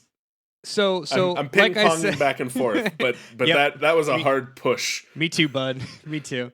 So Organization again, like the Organization 13 again that's the big bad of this game. They're actually the villain. Pete is just a red herring. Organization 13 are nobodies. They are controlling the goopy nobodies. The Organization 13 is being led by a man named Xemnas. I will say that again, Xemnas. If you do the anagram, that sounds a lot like Ansem jumbled around with a shoddy X thrown into it. Good job, Todd. That's the reveal in 3 hours. Anyway, so Sora hears that Riku is still alive out there somewhere. Kairi is also pulled into things by Axel. Axel went AWOL from the organization and just appeared on the island and pulled Kairi into everything because he did. Maleficent also is reforming her army of Heartless to attack and reclaim Hollow Bastion as her castle. So we continue through the story. Axel betrays the organization and helps Sora because Roxas is part of Sora, and Roxas and Axel are best buds. We learn that the organization wants to use Sora to basically gather up a bunch of hearts to form a new Kingdom Hearts. They believe that forming the new Kingdom Hearts will get their hearts back and let them turn into people.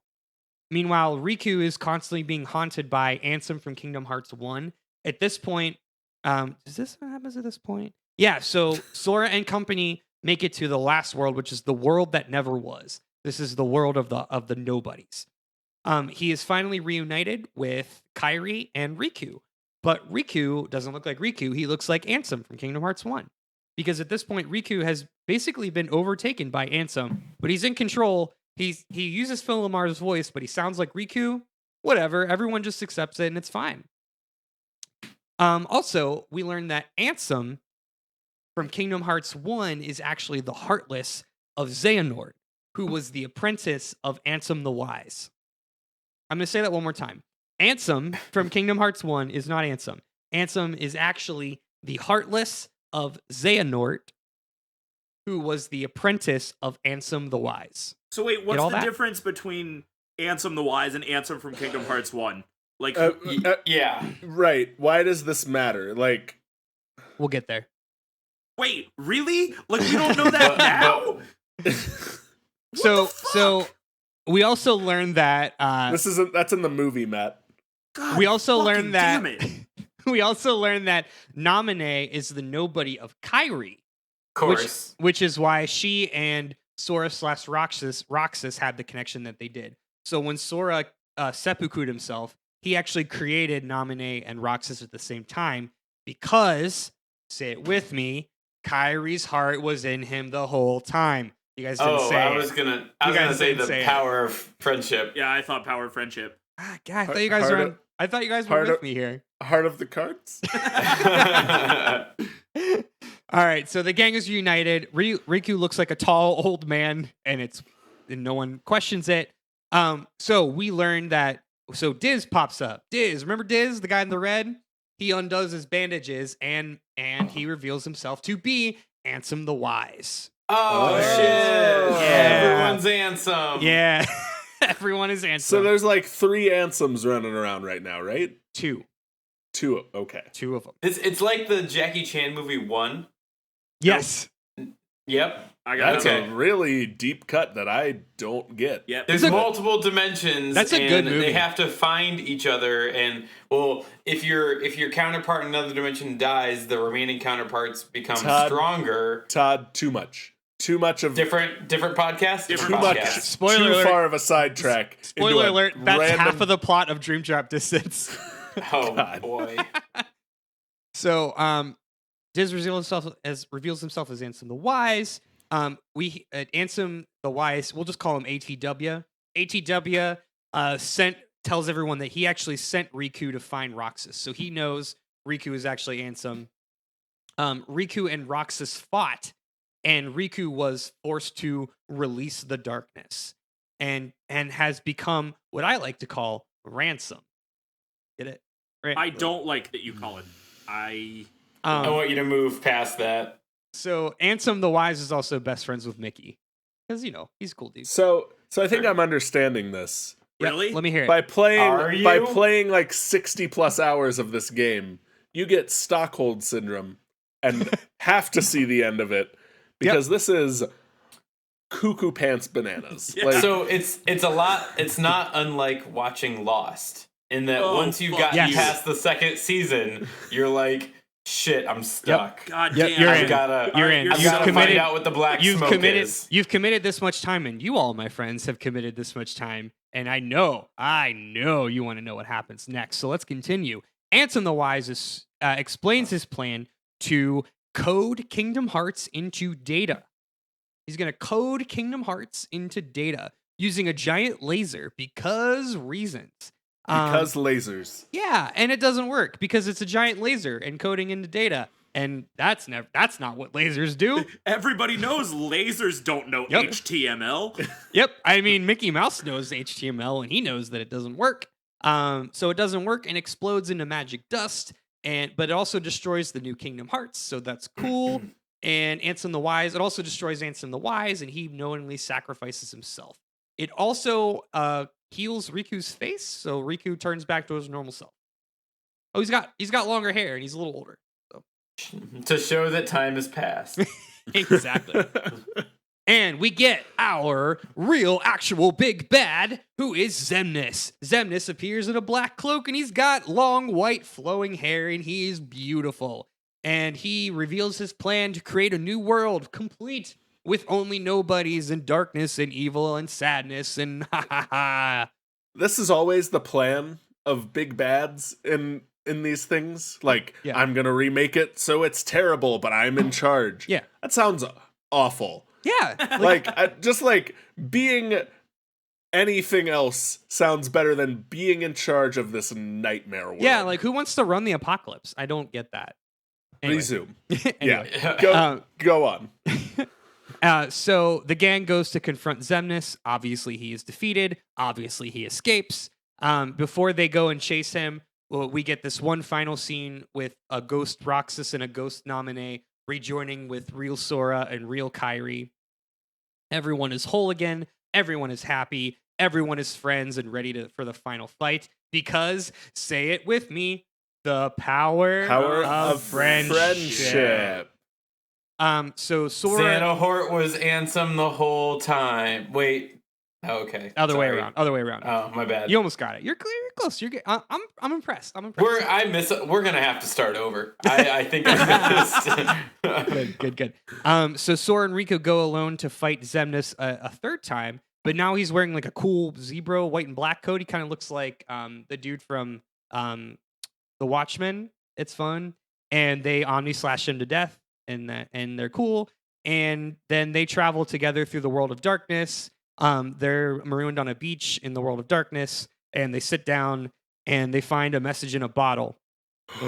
The message from the very beginning. The message from the very beginning. What message? I also from like the how very you just beginning? hand wave over Omni slash like we're all expected to know what that is. Yeah. But go on, because we all do. Yeah, It's a big except for Matt. slash attack. Except for Matt, because he's a heathen. Well, isn't that a move in Super Smash Brothers now? It is a move in Super Smash There you Brothers go. now. Because it's from Final Fantasy VII, you fucking clod.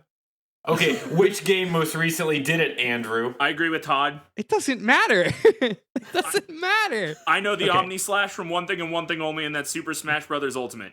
Great, it's from Super Smash Bros. Ultimate. Anyway, that very first scene. This is the thing that's gonna tear the podcast apart. I'm done. This is my last episode.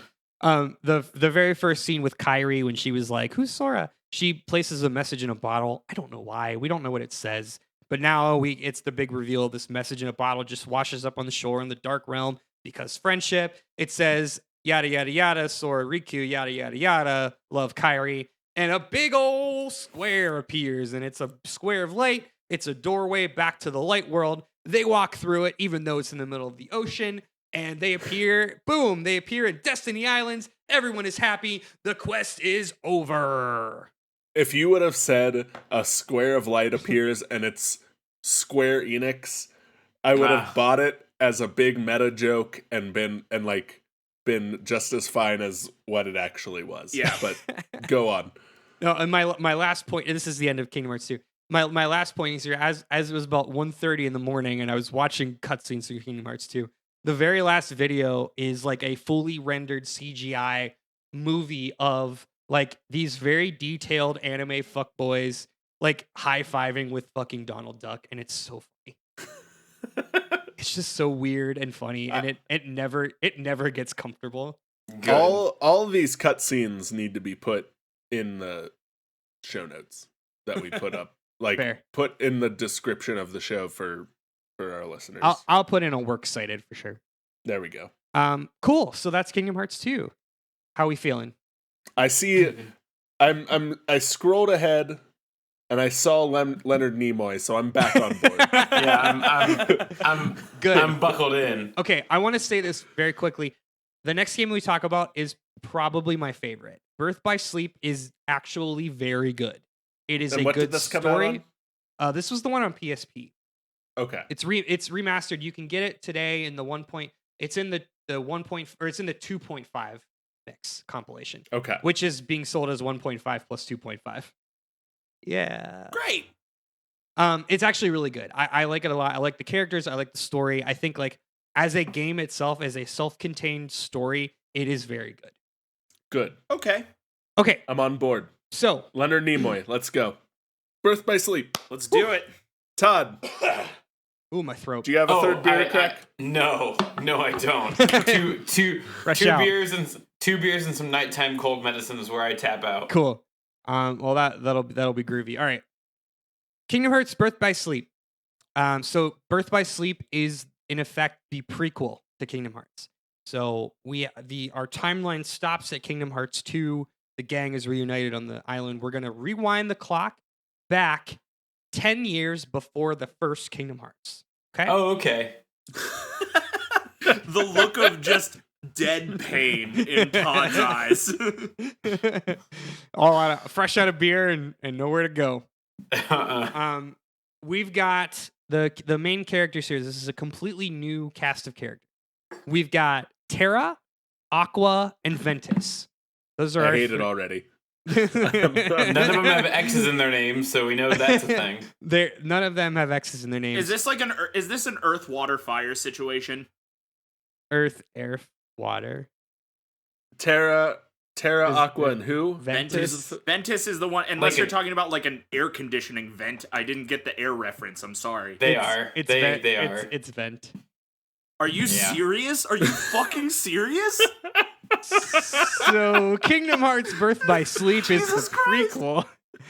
We've got 3 main characters. Terra also dresses in brownish orangish hues. Aqua dresses in light blue, and Ventus dresses in kind of green, silvery. Because again, nothing in this series is subtle. Why are you guys my friends? I'm. Please we didn't keep know going. this. We didn't know this side of you until now. It's too late. Yeah. No. Okay. Look, I like this game. I think it is a very good game.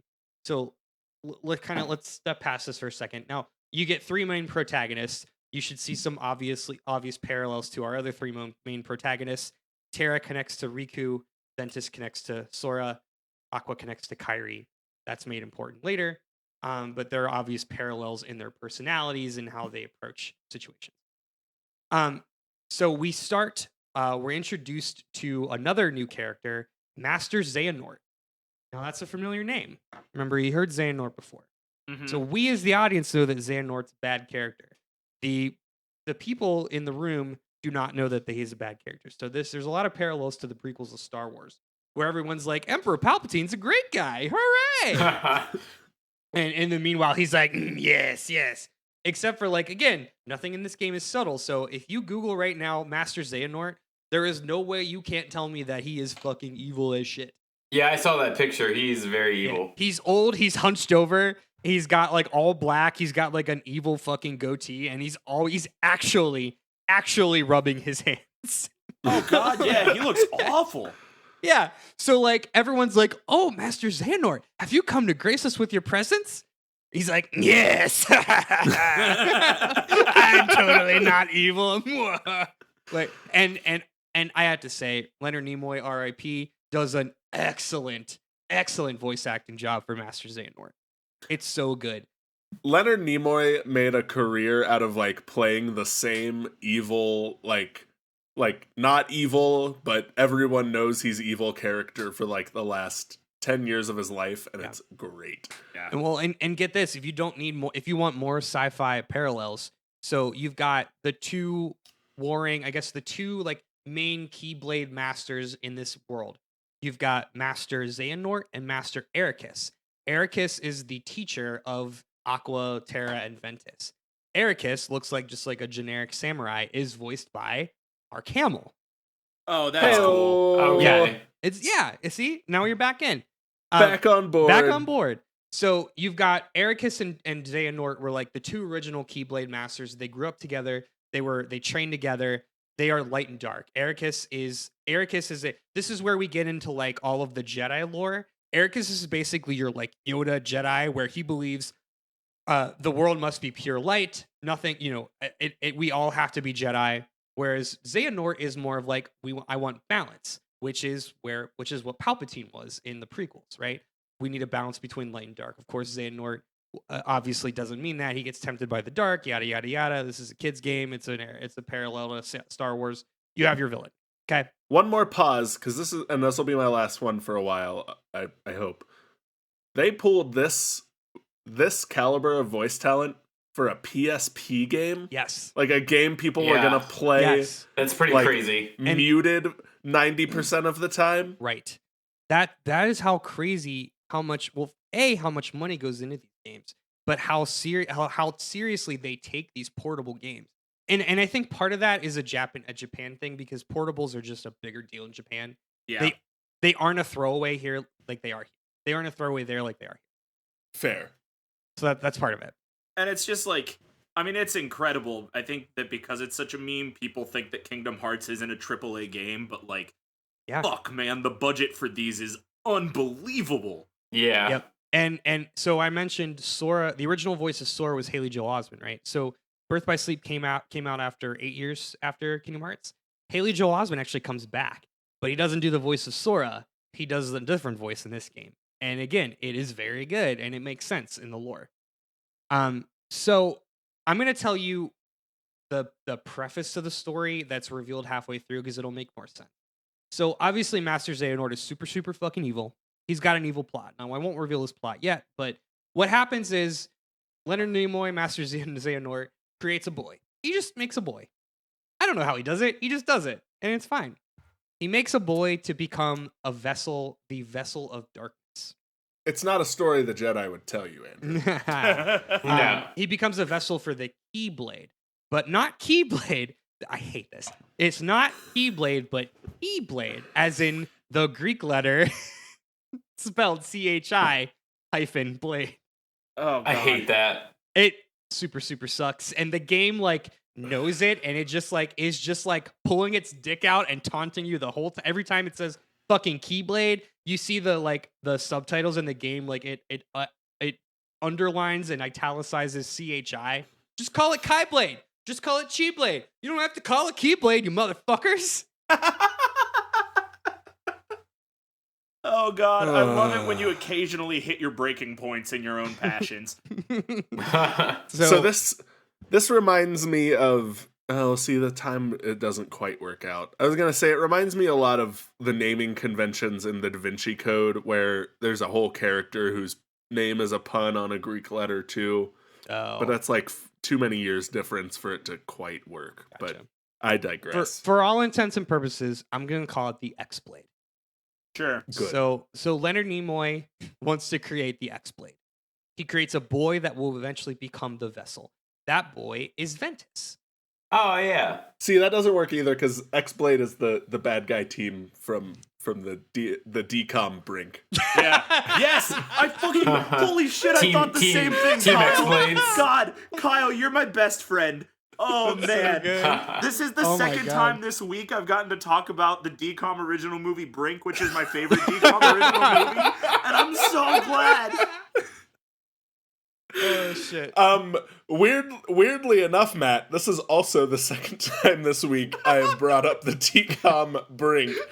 The fact that you abbreviate Disney Channel original movie to DCOM is blowing my mind right now. That's not the first time you've done that either. Well, and that's not an us thing. That's a thing. That's a Disney Channel thing. Yeah. So you could say things like, "Oh, that's like the DCOM Luck of the Irish," Yes. or "Oh, that's like the DCOM." My second favorite decom. That's like DCOM Johnny Tsunami. No, Yes. see, See, my second favorite DCOM is Eddie's $1 Million Cook-Off, and we don't need to talk about DCOMs anymore, but I needed to put that on record.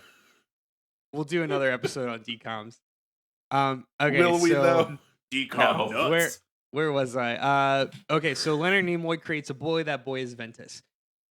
He wants Ventus to do the evil. Ventus can't do the evil, so he extracts the darkness from Ventus's heart to create a new vessel that he names, wait for it, Vanitas. Good. Vanitas is also voiced by Haley Joel Osment, and it makes sense because Haley Joel Osment's voice is much deeper, and Vanitas is evil, and evil people have deeper voices in this world, so it makes sense. And twirly mustaches usually. Usually, or they rub their hands together and say yes. So now Spock's new plan is to have Ventus and Vanitas fight to create the X-Blade. Light versus darkness, good versus evil, plot versus plot. Ventus is dropped off to be with Master Ericus, and that's where we meet Aqua and Terra, and that's actually where the game starts. You get the rest of that in flashbacks, but it's too titrated. Excuse me. So we got Aqua, Terra, and Ventus. They're best friends. They hang out all the time. They love each other. They're gonna be together forever, etc., etc. Aqua and Terra are studying to be Keyblade Masters. So the first kind of mission or the first like part of the game is the day of their Mark of Mastery exam. That is the official test to become a Keyblade Master. And this is where we're introduced to Xehanort for the first time. He comes in all hunched over, like, and they're like, great, Master Xehanort's here. He is a great and noble master who will totally not take over the world. He's like, I definitely won't. And he notices the darkness in Terra's heart. And you see a point where he like waves his hand and creates a bunch of darkness evil balls to attack Terra. And they fight. And some darkness evil comes out of Terra. And what happens is Master Ericus decides that Terra cannot control the darkness, and he appoints only one of them as a Keyblade Master. That is Aqua. So Aqua becomes a Keyblade Master. So this is all just the Star Wars prequels, rehashed into Kingdom Hearts. Yeah, we cannot grant you the rank of Master. Like he gets all. I sense fear within you. Yep. It is exactly okay. That. There's a lot of parallels. And this is before Disney bought Star Wars too. You're right. This is when Disney only really wanted to buy Star Wars. Right, because had they owned Star Wars, they just would have made Star Wars. So at this point, mechanically in the game, you get to play through the 3 different campaigns. So the game is split up between Ventus's campaign, Aqua's campaign, and Terra's campaign. It's really cool how they do it. They all do different things. They go to the same worlds, but they see different parts of the worlds, and they meet different characters. They have different quests, and they all interact at like different points. So there's like one kind of flowing story, but it's like watching Crash, but if only you watched it from like different people's perspective. It's a pretty interesting. I like that storytelling approach. It obviously pads a game out, a very short game into a very long game. Yeah. So win. That's better than fetch quests that take you halfway across the map and back. So ooh, I'll take true. it. Ouch. Yeah. Ouch. Dagger to Todd's heart. So okay, Fallout was 2 weeks ago. It's fine. All right. So again, well, this is a pretty common thing with Kingdom Hearts. They have that episodic thing where you go through the different worlds. Each world is its own kind of contained story. We don't need to go through the world story. You play through. These are all different worlds. You go through like Sleeping Beauty. You go through Cinderella, Lilo and Stitch, which is kind of interesting. You actually go to like Disney Town, which sucks because you only hear the Mickey Mouse Club song for 3 hours in it time. Nice. That's when you play it muted. Faux show. You go back to Peter Pan World, and there's a couple other ones. You go back to Hercules World. So there's a couple. I guess there's a couple. Anyway, so long and short of it, the different campaigns go like this. Terra's campaign is all about him being tricked into Breaking Bad. So Xehanort is kind of controlling him from the shadows, turning him against his friends. He's kind of tricking him. Terra's got a little bit of envy that he wasn't made a master, and he thinks he has to like prove himself. So Xehanort takes advantage of that. Ventus is chasing after Terra because Ventus has kind of got this like little brother complex. So Vanitas has appeared in Ventus's room or something, and is like, he's gonna do bad stuff, right? And Ventus is like, I have to save him. So Ventus goes and chases after Terra. Spoiler alert, he doesn't save him. And Aqua is chasing after the two of them. Aqua is like the team mom, is like, I have to save both of them. And you're supposed to play it like Terra first, Ventus second, Aqua third. And again, just to kind of spoil the ending, all of these end bad. Which is why narratively, I think this is a really interesting story because it's the first time that they were like okay with doing bad things to their character. Yeah. Interesting. Okay. Yeah. So am I understanding right then that so like Terra is kind of the bad one, Ventus is kind of the like conflicted one, and then Aqua is the good one. Remember I said that they have parallels to Sora, Riku, and Kairi. Yep.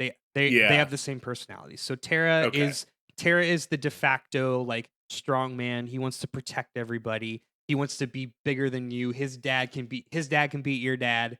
He wants to be better than everybody. So he's ambitious, and that's his downfall. So when he doesn't become a master, he's like kind of envious. He needs to be better. He needs to defeat his weakness. Ventus is like the carefree, like everything is cool, everyone's my friend, like Sora, where his like he's the kid with the most heart in Captain Planet, like whatever. He's the Goku, the super innocent, but also he's Goku, can kick your ass. Exactly. Okay. And Aqua's my favorite character. Aqua is a much better version of Kairi, where she's like she's kind of like she sees them as brothers, but she knows she has to protect them, but she's like the most like level-headed one. But mechanically, she uses a lot of magic, and all her stuff is like retooled to use magic. So it's really fun. So they have different play styles, right? So like Terra is much slower, but he's like a bruiser.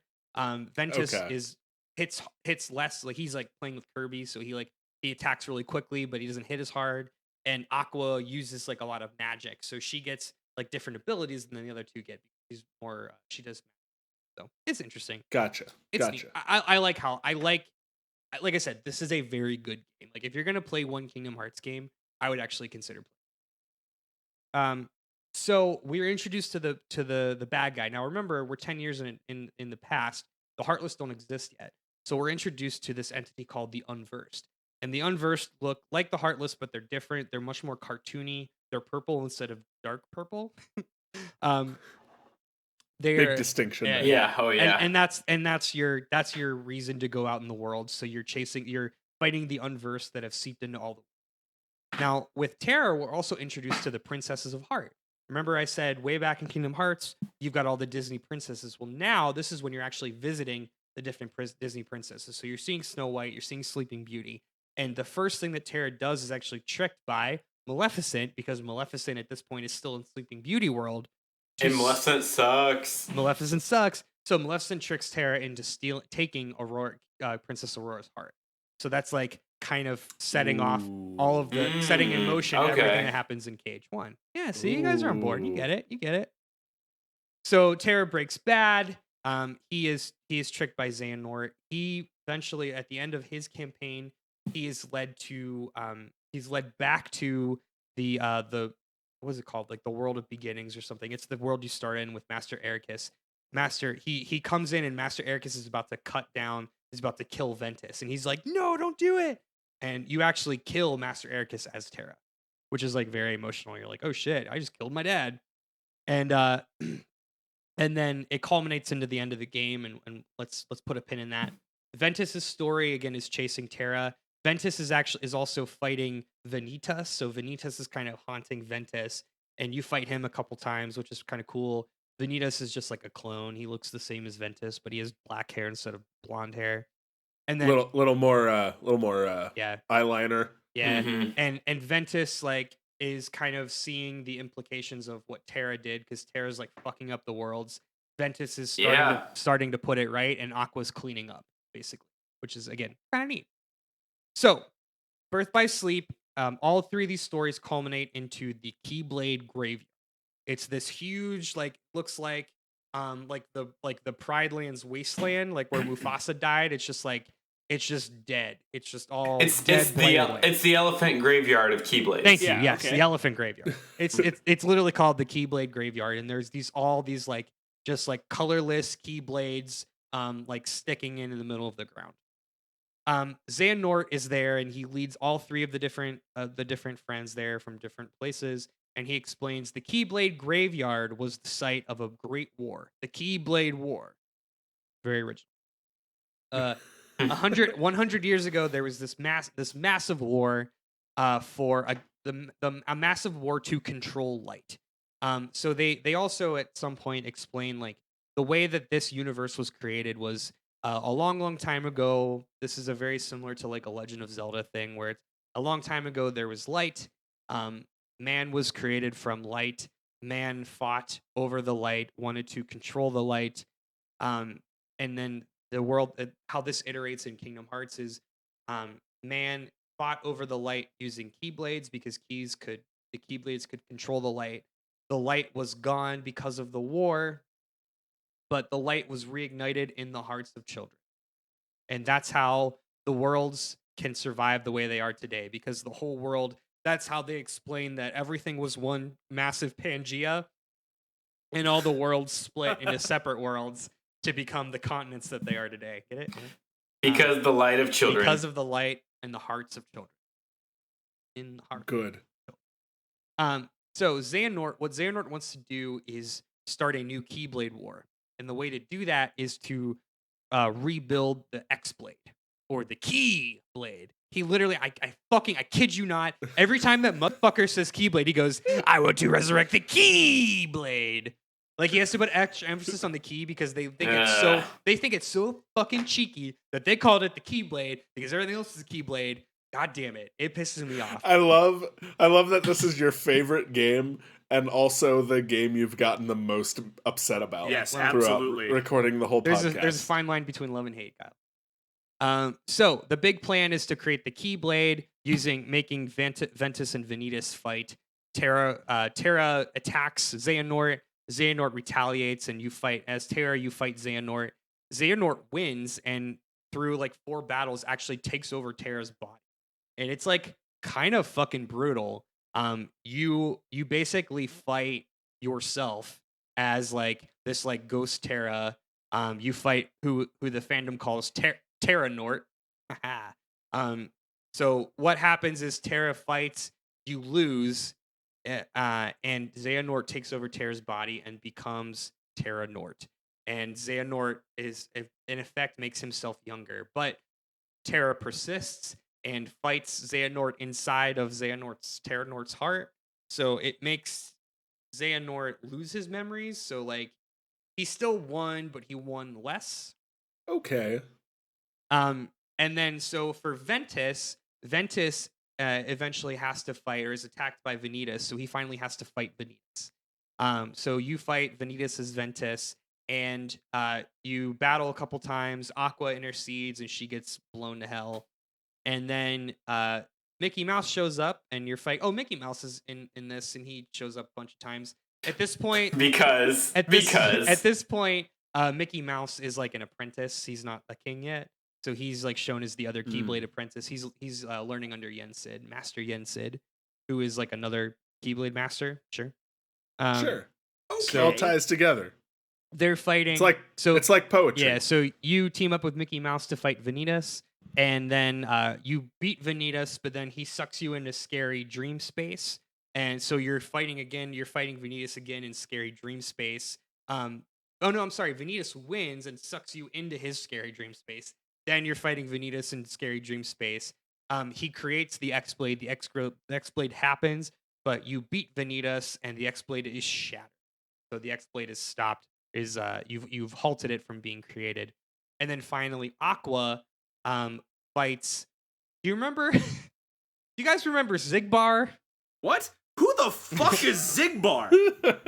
He's one of the 13. He's one of the Organization 13. Okay. He's got a voice. He's got a voice like this. And he was one of the throwaway names from Chain of Memories, right? Yep. So he was a throwaway name until now. I was going to try to. I wanted to gloss over it, but it is important. So one of the worlds that you visit is called Radiant Garden, and that is actually Hollow Bastion before it was taken over. Yeah, before it was Hollow Bastion. Exactly. Oh!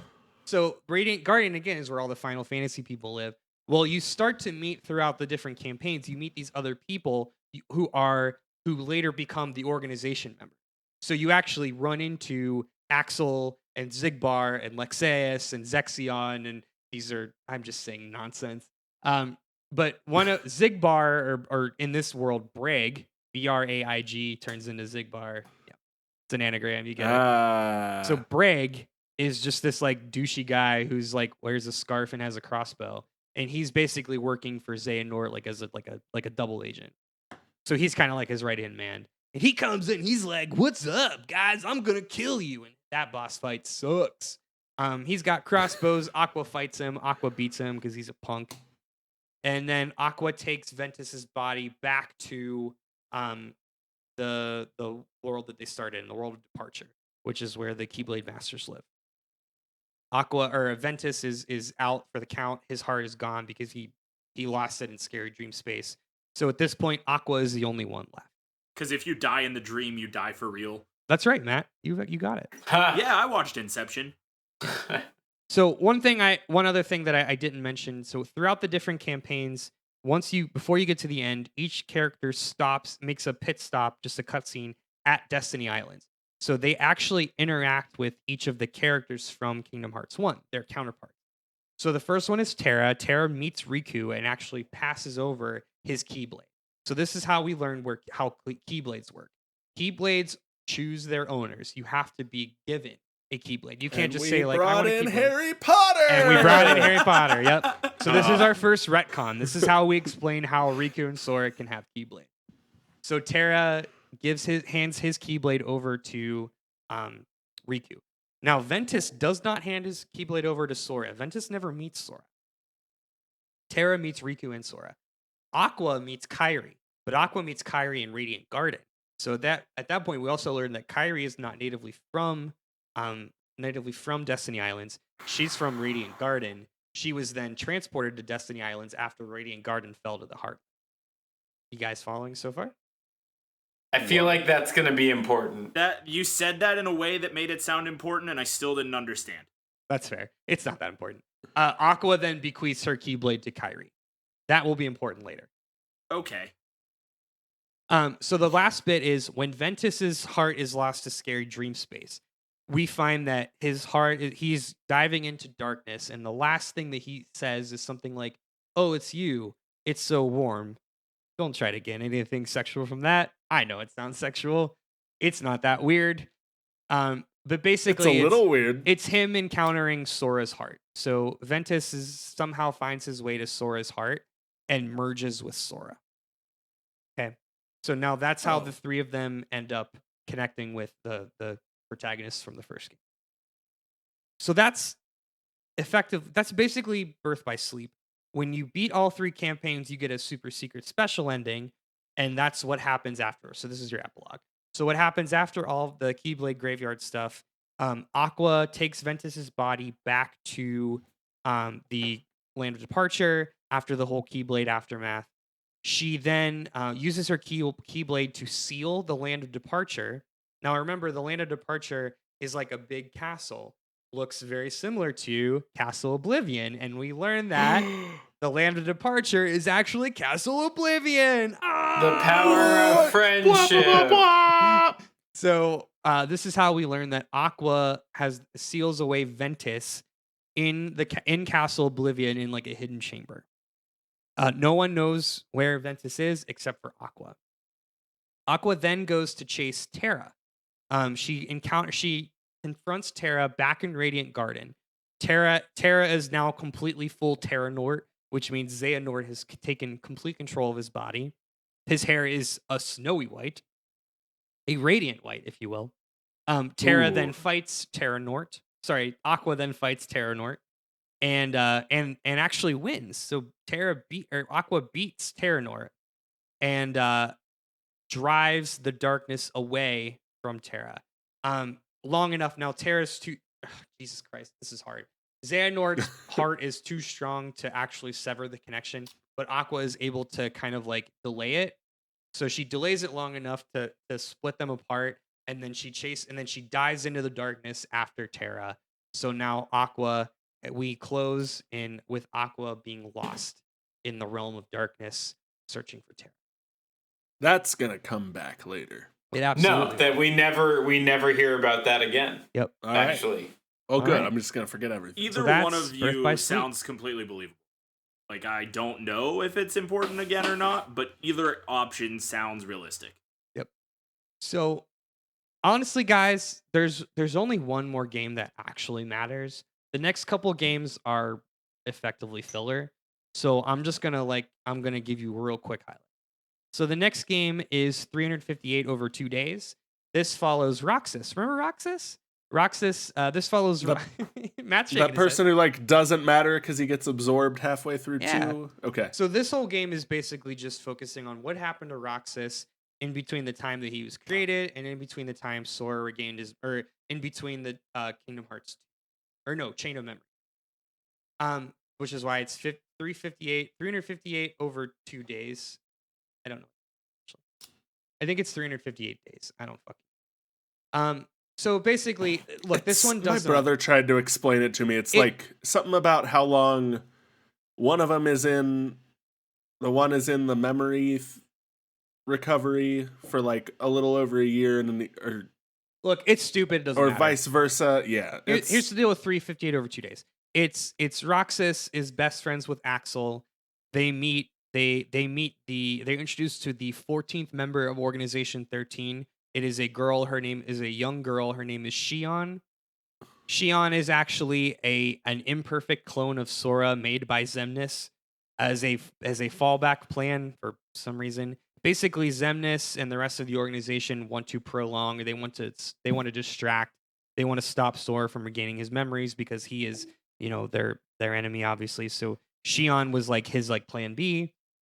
So we've got some X-Men in our kind of yeah. Again, what kind of name is ION? I don't know what name that is. Nio? I don't know. That's why they make these names and then they don't really care about what their actual anagrams are.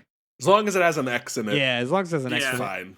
So look, long story short, Xion becomes friends with Roxas and Axel. The three of them kind of break away from the organization. Riku's in there. At this point, Riku's still fighting back the darkness. He's trying to protect Sora. So Riku's been told to find Roxas. So basically, Roxas and Xion are the keys to restoring Sora's memories. They are effectively part of Sora. They need to merge back with Sora to restore Sora's memory. So Riku gets in contact with Xion. Xion agrees to basically off herself Roxas doesn't want to do it. Roxas falls in love with Xion, and Roxas gets all pissed off, and he and Riku fight, and they have a really cool anime battle on a walking, like, defying gravity, running up a building, fighting with like dual wielding keyblades. All right. It's a whole thing. It's a whole reason that there was a super secret video at the end of Kingdom Hearts 2. Todd probably remembers this. Oh no, I don't. It was if you like 100%ed Kingdom Hearts 2, you got this sweet video of these two guys in black cloaks having a cool anime battle. This whole game is to justify that 1 minute video of an anime battle. Jesus. Yeah. Damn. This one sucks. This one sucks. I really love, because I can see your breaking point here, because you have a bullet point that is just Xion. Like this is where you quit and you're like, damn it. Yeah, there's some good ones in my notes here. So Riku is blindfolded because, I don't know, it looks cool in anime. He's doing a bird box thing. Yeah, he's doing the bird box challenge. So he fights Roxas. Roxas beats Riku. So Riku has to, quote unquote, unleash the darkness. He quits his bird box challenge and turns into Ansem. So that's also retconning why Riku looked like Ansem in Kingdom Hearts 2. He uses the power of darkness to overtake Roxas. Roxas gets unconscious. Then we get Diz. So now this also retcons. So here's the explanation for Kingdom Hearts 2, guys. It was all a simulation. I'm going to say that one more time. It was all a simulation.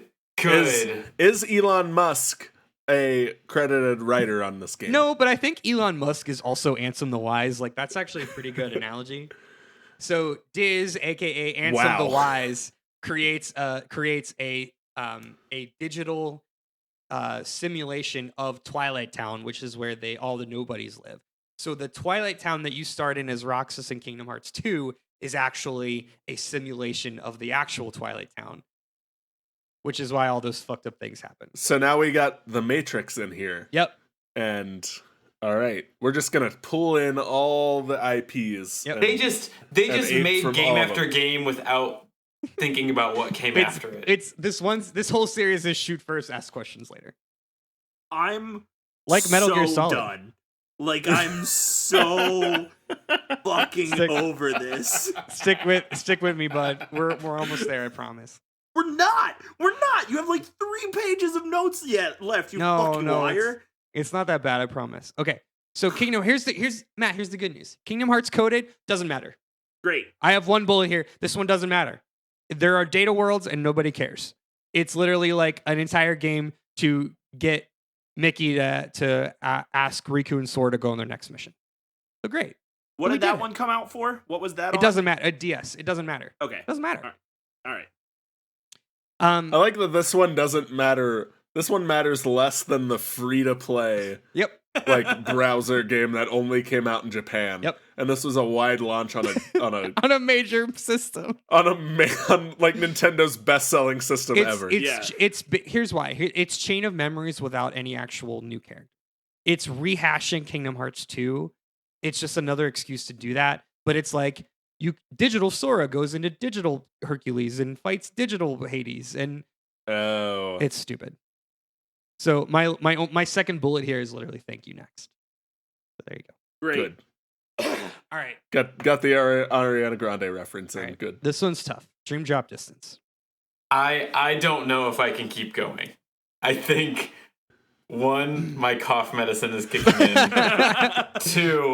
2, I see all of the bullet points and I'm dying. I'm gonna try to. I know this one was rough. This is the one that I had not played at all, so I didn't have any context going in, and I just watched a compilation video of cutscenes, and I was losing it.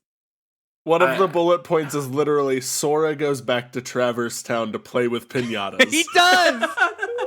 What? He super does. I don't know, guys. Okay. This is my nightmare. I joke and say that a lot, but this is my nightmare. I love you guys, and you guys are my best friends. Kingdom Hearts Dream Drop Distance. We open with a flashback to Radiant Garden. We see an apprentice Xehanort plunging his keyblade into Bragg. Remember Bragg? You guys remember Bragg, right? The guy with the crossbow? Yeah. The guy that talks like that. Who's he become? What's his other name? Zigbar. His name with an X in it. So Zigbar. he has killed everyone working for Ansem the Wise. These are basically the organization 13 members, save for a few.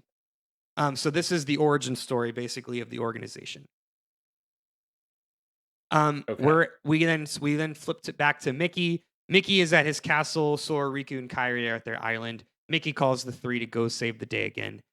So everyone goes and returns to Yensid's tower. Yensid says, Heartless Ansem and Xemnas are destroyed. Unfortunately, the return of the real Master Xehanort is inevitable. So Yensid wants to put Riku and Sora through the Mark of Mastery. Remember the Mark of Mastery, guys? That's where it became Keyblade Masters? Yeah, it's the Kobayashi Maru. Yep.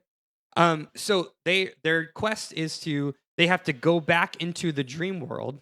So now we've got Star Wars, we've got The Matrix, now we're in Inception. They have to go back into the dream worlds, which are dream versions of the worlds they've already been to unlock the dream doors. Close the dream doors. Jesus. Sorry, everybody. Close the dream doors. All right. Important distinction. Yeah, you messed up. Start over. We got to go again. Yensid also talks about the Keyblade War, which is what I explained in the last one.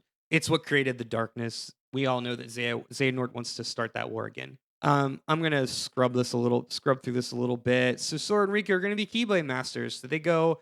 There's this whole thing where these kids are playing a VR game, but they're in a dream. They're fighting like Dream Eaters, which are this version of Heartless, but they look like colorful piñatas. I thought they were the bad guy, but at the end of it, Sora wants to go play with them, so I guess they're good. I don't know.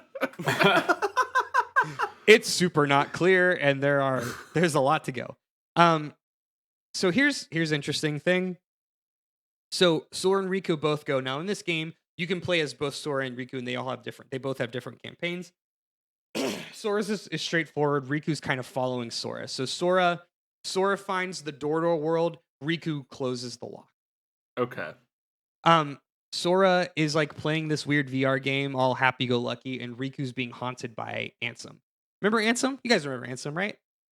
Yeah, I guess. Oh, I just have a note here that says Jeff Bridges. I don't know why. So here's the deal. So like the other Kingdom Hearts games, you go through the other worlds. So some of the worlds in this one, I was only watching the cutscenes, so I don't really know. I think Tron was another one, but they went back to Tron Legacy, so it has the weird Jeff Bridges, like Ghost of Jeff Bridges, digital Jeff Bridges. Nice. So Tron Legacy is in there, and Esmeralda and Quasimodo. What is that? Hunchback of Notre Dame. Yeah. There's other ones. Oh, you do like the Three Musketeers? The one with like Mickey, Donald, and Goofy, which is like kind of cute. Yeah. But the side story that's happening is, remember all those dudes that got stabbed in the bottom of Xehanort's lab that became the organization? Well, they start waking up. Yeah, Matt remembers. Yeah. Matt, they all start waking up because. Hey, Matt, do you know why they woke up? Why don't you tell me? The power of friendship. Actually, no. Oh. But that was close. They were because their nobodies were defeated. That was gonna be my second guess. Yeah. Makes much more sense. Yeah, totally. We're all on track. We're all friends. So they all wake up, and it's like kind of this like horror scene where they're like, "Oh fuck!" Because remember, as nobodies, they don't have hearts, and by having no hearts, they have no souls. So now they're like, "Oh shit, we did some stuff, y'all." So they're kind of just like, "What did we do? Oh fuck!" Everyone is there except for Xehanort and ES. ES is the real version person of Saix, who is like the second right-hand man of Xemnas and Kingdom Hearts. That's not a name, but keep going. Yep. Also, Maleficent kidnaps Queen Minnie, so Mickey and his boys have to go and kick some ass. Fucking Pete from Goof Troop! Pete from motherfucking Goof Troop wants the data back. He's back, and he wants the data worlds. And literally nothing else happens from that. Because Kingdom Hearts coded does not matter. Wow. Yep. So Pete from Goof Troop's there. He's like, "What's up, guys? I'm Pete from Goof Troop." And Axel comes to save the day. So Axel is now a good guy, but Axel's not Axel. Now he's Lee. Lea. He's Lee. And he's still got his flame wheels. So that's good. We get so there's a point at which you start to realize that Sora and Riku are not actually, the game is hinting that Sora and Riku are not actually going through dream worlds. And they arrive at the Three Musketeer world, but it's the Disney Three Musketeers where Mickey, Donald, and Goofy are the Three Musketeers. Now, obviously, Sora is like, oh, Mickey, Donald, Goofy, we're all friends. And they're like, who are you? This is where the game starts to hint that Sora is actually traveling back in time. Good. Just hints at it, just casually. Wait, what the fuck? Yeah, guys. This is don't slow down. Keep going. There's no point. This is where it gets bad. So this is season 5 of Lost? Yeah, this is season 5 of Lost. This is where the smoke monster becomes is all of us. And as you can hear my voice start to go, you can see my notes here. This is my slow descent into madness. I just wrote thanks I hate it.gif. So long story short, Xehanort has intervened. We see this black cloak figure throughout the first couple worlds, and they're like, "Oh shit, more organization." Well, that black cloak is a small boy, and he's got white hair, like Xehanort, but it's not Xehanort, but it is Xehanort. It's Xehanort, y'all, but it's a younger version of Xehanort. Oh, now here's time travel. Here's what happened, guys. Yeah, Xehanort fucking Back to the Future 2'd himself back in time to talk to a younger version of himself to basically take over the world. Okay. I mean, you used a reference that I understand at a very deep level, so I'm here. I'm with you. Yeah, like that is how I had to explain it to myself. Matt's back on board. Cool. Yep. Back to the Future. You got me, baby. All right. Awesome. Well, welcome back. So that's kind of my best way to explain what happens. This is fucking poo-poo garbage nonsense. Like the rest of this game can just fuck the hell off. Okay? Like I'm done with it. I literally like I was on board with this whole fucking thing. Like Star Wars great, Matrix great, Inception great, time travel. Get me out. Get me out of here. That's it. This is where I draw the line, motherfuckers. Okay. So let's just go through. We'll go through the high points. So Xehanort is trying to Xehanort is actively trying to prevent their quest. So he's fucking with them. Sora goes through all his dream worlds and ends up in the world that never was. The world that never was also the end of Kingdom Hearts 2. So we're back there. He's like, what the fuck? I thought we defeated all this because the organization is gone. Xigbar shows up. Not Brig, but Xigbar. Mm-hmm. The nobody version of Brig. And he's like, what's up? I'm kind of a piece of shit. And he says he hijacked their trajectory, and he's been controlling them the whole time, and he threw them back in time. The reason that they can do this, and this is where Kingdom Hearts lost me, is their explanation for time travel, because they can't just Back to the Future it and say it's time travel, don't think about it. They have to give an explanation. They say time travel is possible, but only if there was a part of you that existed at that particular point. So, do you guys remember Kingdom Hearts 1? Yeah. It seems like so long ago. Do you remember back when Sora was visited by a masked stranger saying this world will be swallowed in darkness? Uh-huh. Oh, look at that. I do, because I tucked that away because I thought that was going to be Pete from Goof Troop. It's not Pete from Goof Troop. God, I wish it was Pete from Goof Troop, child. Oh my God, do I wish it was Pete from Goof Troop. No, this is how Kingdom Hearts retcons everything, because they can't just have Kingdom Hearts 1 be like this kind of fun, cerebral, like everything doesn't need to be something, okay? It's like trying to make the Zelda timeline. Like, just let it be oblique, or like just let it be opaque. Like, it doesn't have to be completely clear. So they say, okay, well, do you remember that masked figure? That was actually Xehanort, but a different Xehanort. It was a part of Xehanort who implanted himself at that particular moment, at that particular time, so that he could time travel back at any point. What? I don't want to ask for an explanation because I don't think there is one. Xehanort is going across time and space to collect different versions of himself to make his own Organization 13. And that's the big reveal here. So this is kind of to pull in another movie reference. This is kind of it's the one.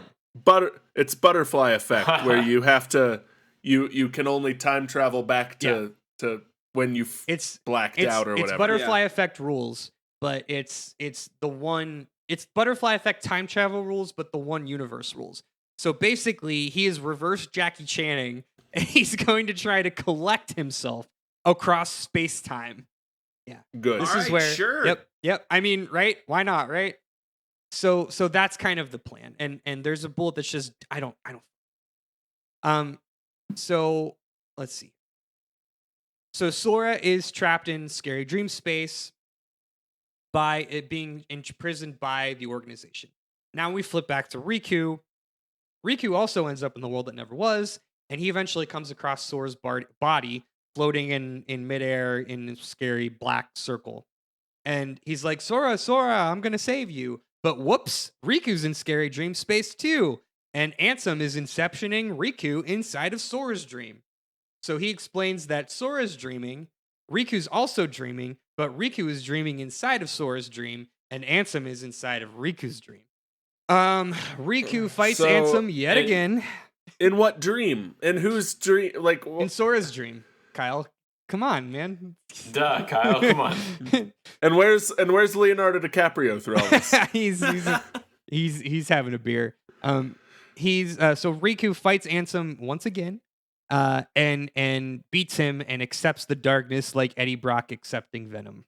Riku. Oh, so there's a flashback to Riku meeting Terra and Aqua. So that's how the game is like, huh? Nudge. Remember that?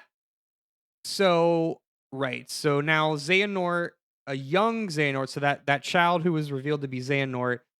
We cut back to Sora. Sora's being haunted by all the memories of his friends in Scary Dream space, and young Xehanort appears. Well, he introduces himself as Xehanort, so we're gonna call him young Xehanort. He's got the same voice as Xehanort, but he's younger or whatever. He explains this big dastardly plan. So what he wants to do is he's time traveling through all these universes to collect different pieces of Xehanort, of himself, to stack with Organization 13. Anybody want to take a guess why? Power of friendship. The opposite of that. Actually, yeah, that's not wrong, Matt. That's not wrong. The Organization 13 was taken down because of the power of friendship. Because people like Axel and Roxas and Xion and Naminé started developing hearts, despite the fact they were nobodies who were supposed to not have hearts. So the only way Xehanort can guarantee that he will have a complete army of heartless nobodies, not heartless, but heartless nobodies, is to create clones of himself. So he's literally imprinting himself across generations. I hate this. Yeah, it's such a stretch. Great. It's not great. I wish they would just let it be what it is and not try to retcon everything. So then we find that Sora is his prisoner. Sora can't do anything. He's trapped in scary Inception dream space. Xehanort takes Sora as his prisoner, and he says Sora's going to be his 13th vessel. So he wants Sora to be the 13th version of Xehanort. He takes Sora to this other nothing space, which is where all the other organization people are collected. And now we start to reveal who the new organization are. So we've got young Xehanort. We've got Ansem, which is Xehanort's nobody. We've got Xemnas, which is Xehanort's fuck. We've got young Xehanort. We've got Ansem in air quotes, which is Xehanort's heartless. And then we've got Xemnas, which is Xehanort's nobody. And then we've got Xigbar, who is revealed to have half of Xehanort inside him. We've got Saix, who's also got part of Xehanort inside him. And then, guys, we get the big reveal. Leonard Nimoy comes back, y'all. He's back.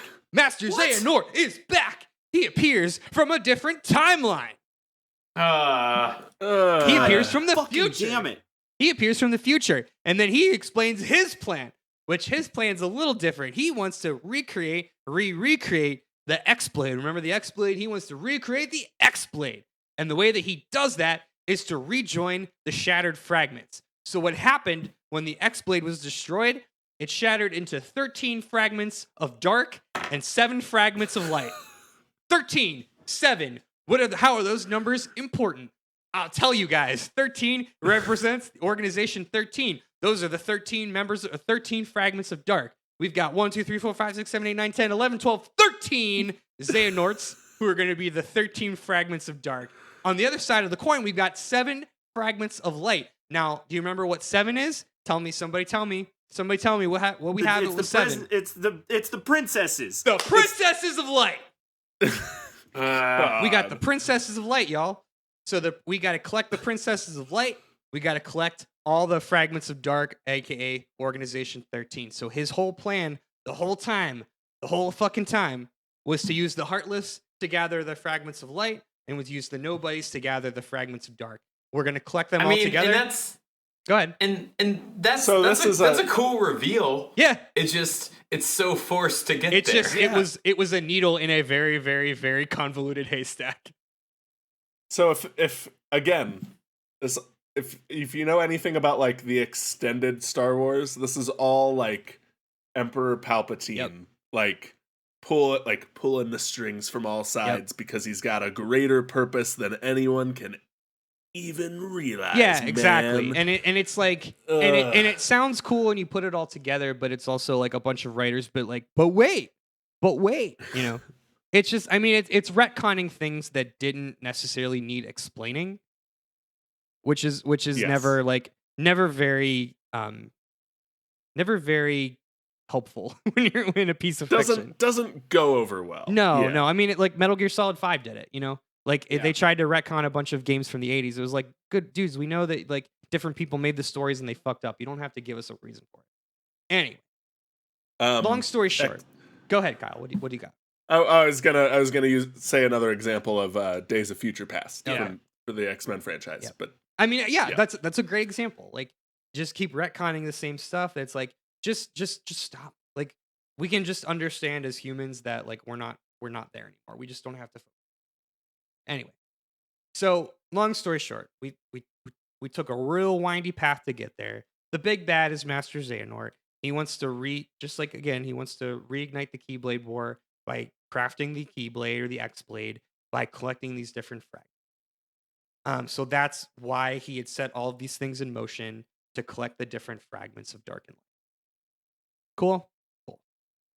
Cool. Got it. Super cool. So, young Xehanort or Master Xehanort, I don't remember, tries to inject himself, which is again very gross, into Sora, who's like passed out at this point, and at the last second, boom! Axel appears. Remember Axel? You guys remember Axel, right? Fire wheels. That's right, bud. You got it. You catching on. You guys are doing so well. Axel comes and saves the day, or it's actually Lee. He keeps saying his catchphrase is "got it memorized." Like he says his name and then he points to his head. He goes, "Got it memorized." Why? Because anime people have to have catchphrases. I don't know. Because they have to have a thing. No, because when you're that small a character in a game this fucking convoluted, you have to ask people if they're gonna remember your name.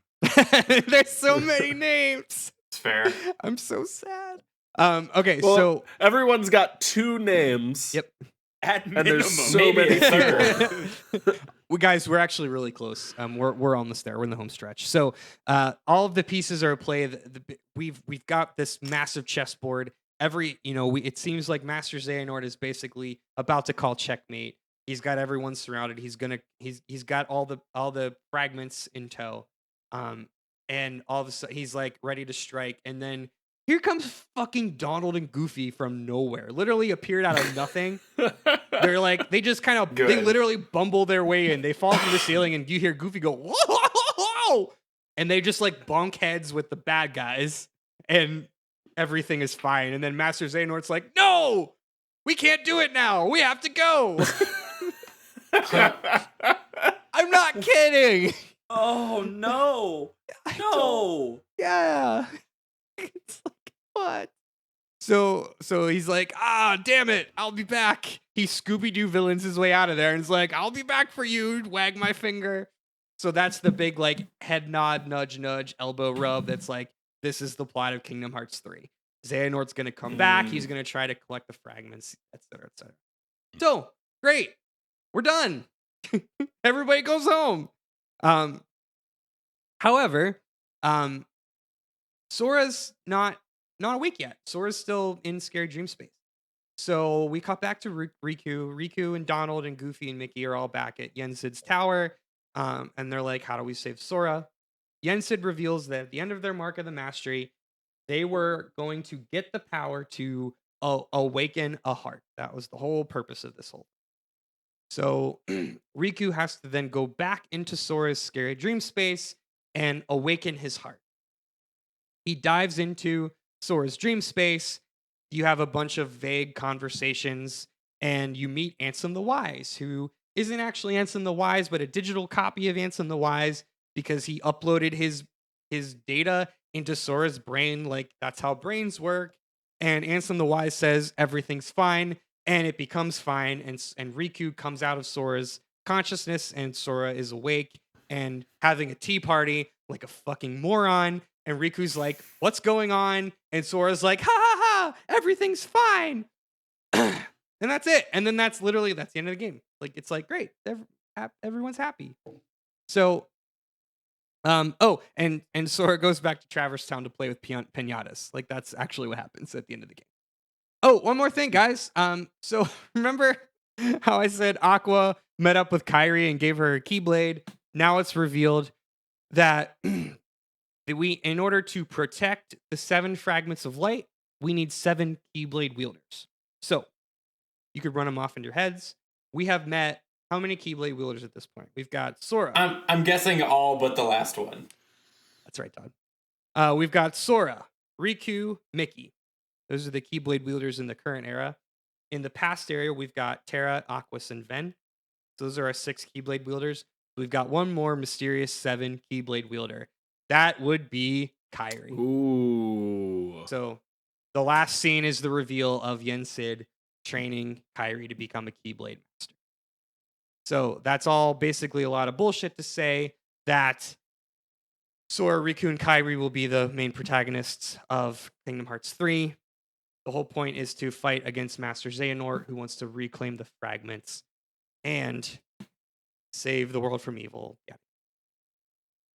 Oh shit, there's more. And 3 is gonna have its own whole story. Yep.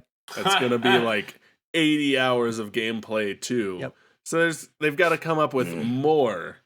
So because this was 2012 and Square said, oh fuck, Kingdom Hearts 3 is nowhere near being ready, they said, let's make more content to satiate people's appetite. So they made... This was 2004? This was 2012. No. 2012. 12. Okay. So Square made 2 more properties. They made Kingdom Hearts Key, which was that goofy web browser, and then they re-released it as Kingdom Hearts... what did I say that was? The back cover. Well, they released a mobile version, which was just like freeware, and then they released 2.8 Final Prologue, which was in 2017, which included 2 movies. One was Kingdom Hearts Key back cover, and Kingdom Hearts Birth by Sleep 0.2: a fragmentary passage. Those 2 act as additional flavor prologue movies for get us to Kingdom Hearts 3. Back cover is basically a movie showing you the original Keyblade War. It's stupid and I hate it and it's dumb and it doesn't matter. Did you watch it? I watched parts of it and I was like, this is stupid. I don't want to watch it. Which is a shame because the Keyblade War sounds like the coolest part. Yeah, it does. There's no part of the Keyblade War. There's it's like a man wearing a unicorn mask and a man wearing a snake mask fight against a bunch of kids named dandelions, and they do the Keyblade War. The Keyblade War is the free-to-play mobile game. You can imagine. Guys, I think Andrew had a stroke. I'm dying. I'm so tired. Yeah. I'm so not tired. Sure you watched and the I'm right sad. Movie. I'll give it an. Excuse me. I'll give it another shot sometime. I couldn't anymore. The last thing I watched was Kingdom Hearts Birth by Sleep 0.2: a fragmentary passage, which is another interactive movie / game. It is a fully 3D PS4 game built in the Unreal 4 engine using brand new assets. They bring back some of the gameplay from Kingdom Hearts Birth by Sleep, but it is a standalone. It is what is an effect for the Metal Gear? What was Metal Gear? Metal Gear. What was the episode 0 before 5? What was that called, Kyle? You know, Phantom Pain. The one before Phantom Pain. The thing that came before Phantom Pain. I've played a grand total of 0 Metal Gear games. Was that Snake Eater? There's one of them called Snake Eater. It doesn't matter. It was the one that came out. It was like basically a tech demo, but it was like a $20 tech demo before Metal Gear Solid 5. It's the prologue. That's what this is. It's basically it's getting you psyched for Kingdom Hearts 5 or Kingdom Hearts 3. Jesus Christ. It's telling the story of Aqua. So remember, Aqua was lost in the realm of darkness. This is the final retcon of the series where it says, hey guys, remember how Mickey Mouse was weirdly on the other side of the door? Well, Mickey actually met up with Aqua, who had been in the realm of darkness the whole time. The realm of darkness is weird. Time bends. Time is old Dark Soulsy, timey-wimey. It doesn't really matter. Time is arbitrary. So Aqua has been there for what she feels like is a few weeks. It had been 10 years. She runs into Mickey. She and Mickey fight the Heartless on the other side of the door and save Riku from the darkness. So that's how they retcon Riku being involved. So all that shit that happens in Kingdom Hearts 1, it's kind of like what Lion King did when they released Lion King 0.5. It was like, hey, do you want to know what was happening to Timon and Pumbaa for when they weren't on camera? Cool. Us neither. That's what this is. So that's what this is. I had that DVD and enjoyed it. So there's that. I mean, it wasn't bad. It was just like, hey, if you want more Timon and Pumbaa, there you go. That's what this is. Like, if you want more Kingdom Hearts, great. Here you go. So most of it is Aqua wandering lost in the realm of darkness. The most important bits here are she helped Mickey find the Keyblade of Darkness to seal the door from the Dark Realm, and once Mickey went to the other side along with Riku, she stayed back. So she stayed back to fight the Heartless to let them. So she Halo reached it, right? So she Halo reached herself so everyone else could be saved. There you go. There's a reference I get. Yeah. See, now Todd's back on board. I got all of you once. Everybody gets one. Everybody gets one, baby. So this is setting up the last 5 minutes. Set up Kingdom Hearts 3. Here's the plot: Sora, Riku, Kairi are Keyblade masters. Kairi is training to learn how to use the Keyblade. Riku and Mickey go to find Aqua. Sora is tasked with finding Ventus and Terra.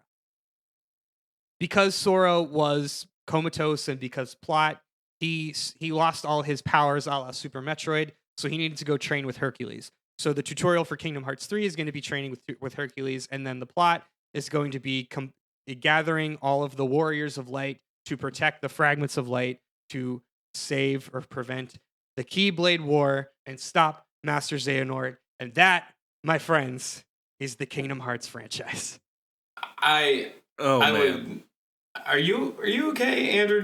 I would say do you need to talk to someone, but you just really need to lie down. My throat hurts so much. I have been sitting here listening to you explain Kingdom Hearts to me for 3 hours, and I feel no closer to having any understanding of Kingdom Hearts than I did 4 hours ago. What I want now is I want to watch all the cutscenes like sewn together, but I know that is going to be about 15 hours of content, and I don't have that left in my person. More than that, Todd. Ugh.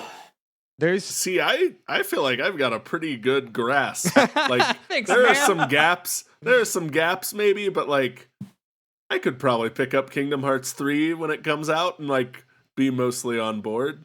I'm not going to because I don't have a PS4, but I said this once and this still stands. These are very good games. Mechanically, maybe not for Matt. If you like RPGs, if you like anime, if you like action RPGs, these are very good games. There is absolutely nothing wrong with picking up Kingdom Hearts 3 and just having a good old time hanging out with Elsa from Frozen. Like that to me that's enough to justify the sticker price. If they don't go to Marvel World in Kingdom Hearts 3 though, I quit. Well, they aren't. I mean, they're not because all the worlds have been announced. Oh yeah, they definitely didn't have. Well, I don't know if they. How deep they were in. Yeah, and they've been making this game for a long ass time. Yeah. But Kingdom Hearts 4, Kyle. Oh, just wait, Kyle. 18 games and 12 years later. Kingdom Hearts 4. I've got only really got one question left. Yeah. Are we done? Do it poop? No, that's not my question. Kyle, the answer to your question is, if the answer is, do my brain poop nonsense? My brain there's not a single bathroom so much nonsense. And Andrew listed like 14 games and he didn't once say bathroom. So. Not once in these 9 games over these 17 years has anyone in this series pooped. Oh, guys, I'm tired. Yeah. I heard. Does someone else want to close this out? What's the name of our podcast? I don't. Yeah. Who am I? This is the Robin Williams. What year is it? Do you guys want to right now? Do you guys want to summarize your thoughts with and just give everyone your nobody's names one more time? Is that what you did? Yeah. Yeah. Those were our nobody names at the beginning, Kyle. It's our names jumbled around with an accent. We did this an hour and a half ago. An hour and a half? An hour and a half ago we revealed that this is how we got those names. Oh, okay. Gotcha. Well, I'm Kyle Zylek Harper. I'm Todd. My life is a spiral of Final Fantasy and Disney tragedy, Thomas. And Robitussin. I'm Matt, and my name has 3 consonants and 1 vowel, and you can barely fit an X into it, Cole. And I'm Andrew. I do not have the brain space to make myself a nobody name, but guys, thank you so much for listening. If you're still listening, God bless you. We, despite our exhaustion, had a hell of a lot of fun time doing this. We hope to do more weird stuff like this. So if you like this, if you enjoyed it, or hell, if you hated it at all, by all means, leave us a comment, hit us up. We're on social media at DebateThisCast on all platforms. But till next time, come fight us by the swing sets, nerds.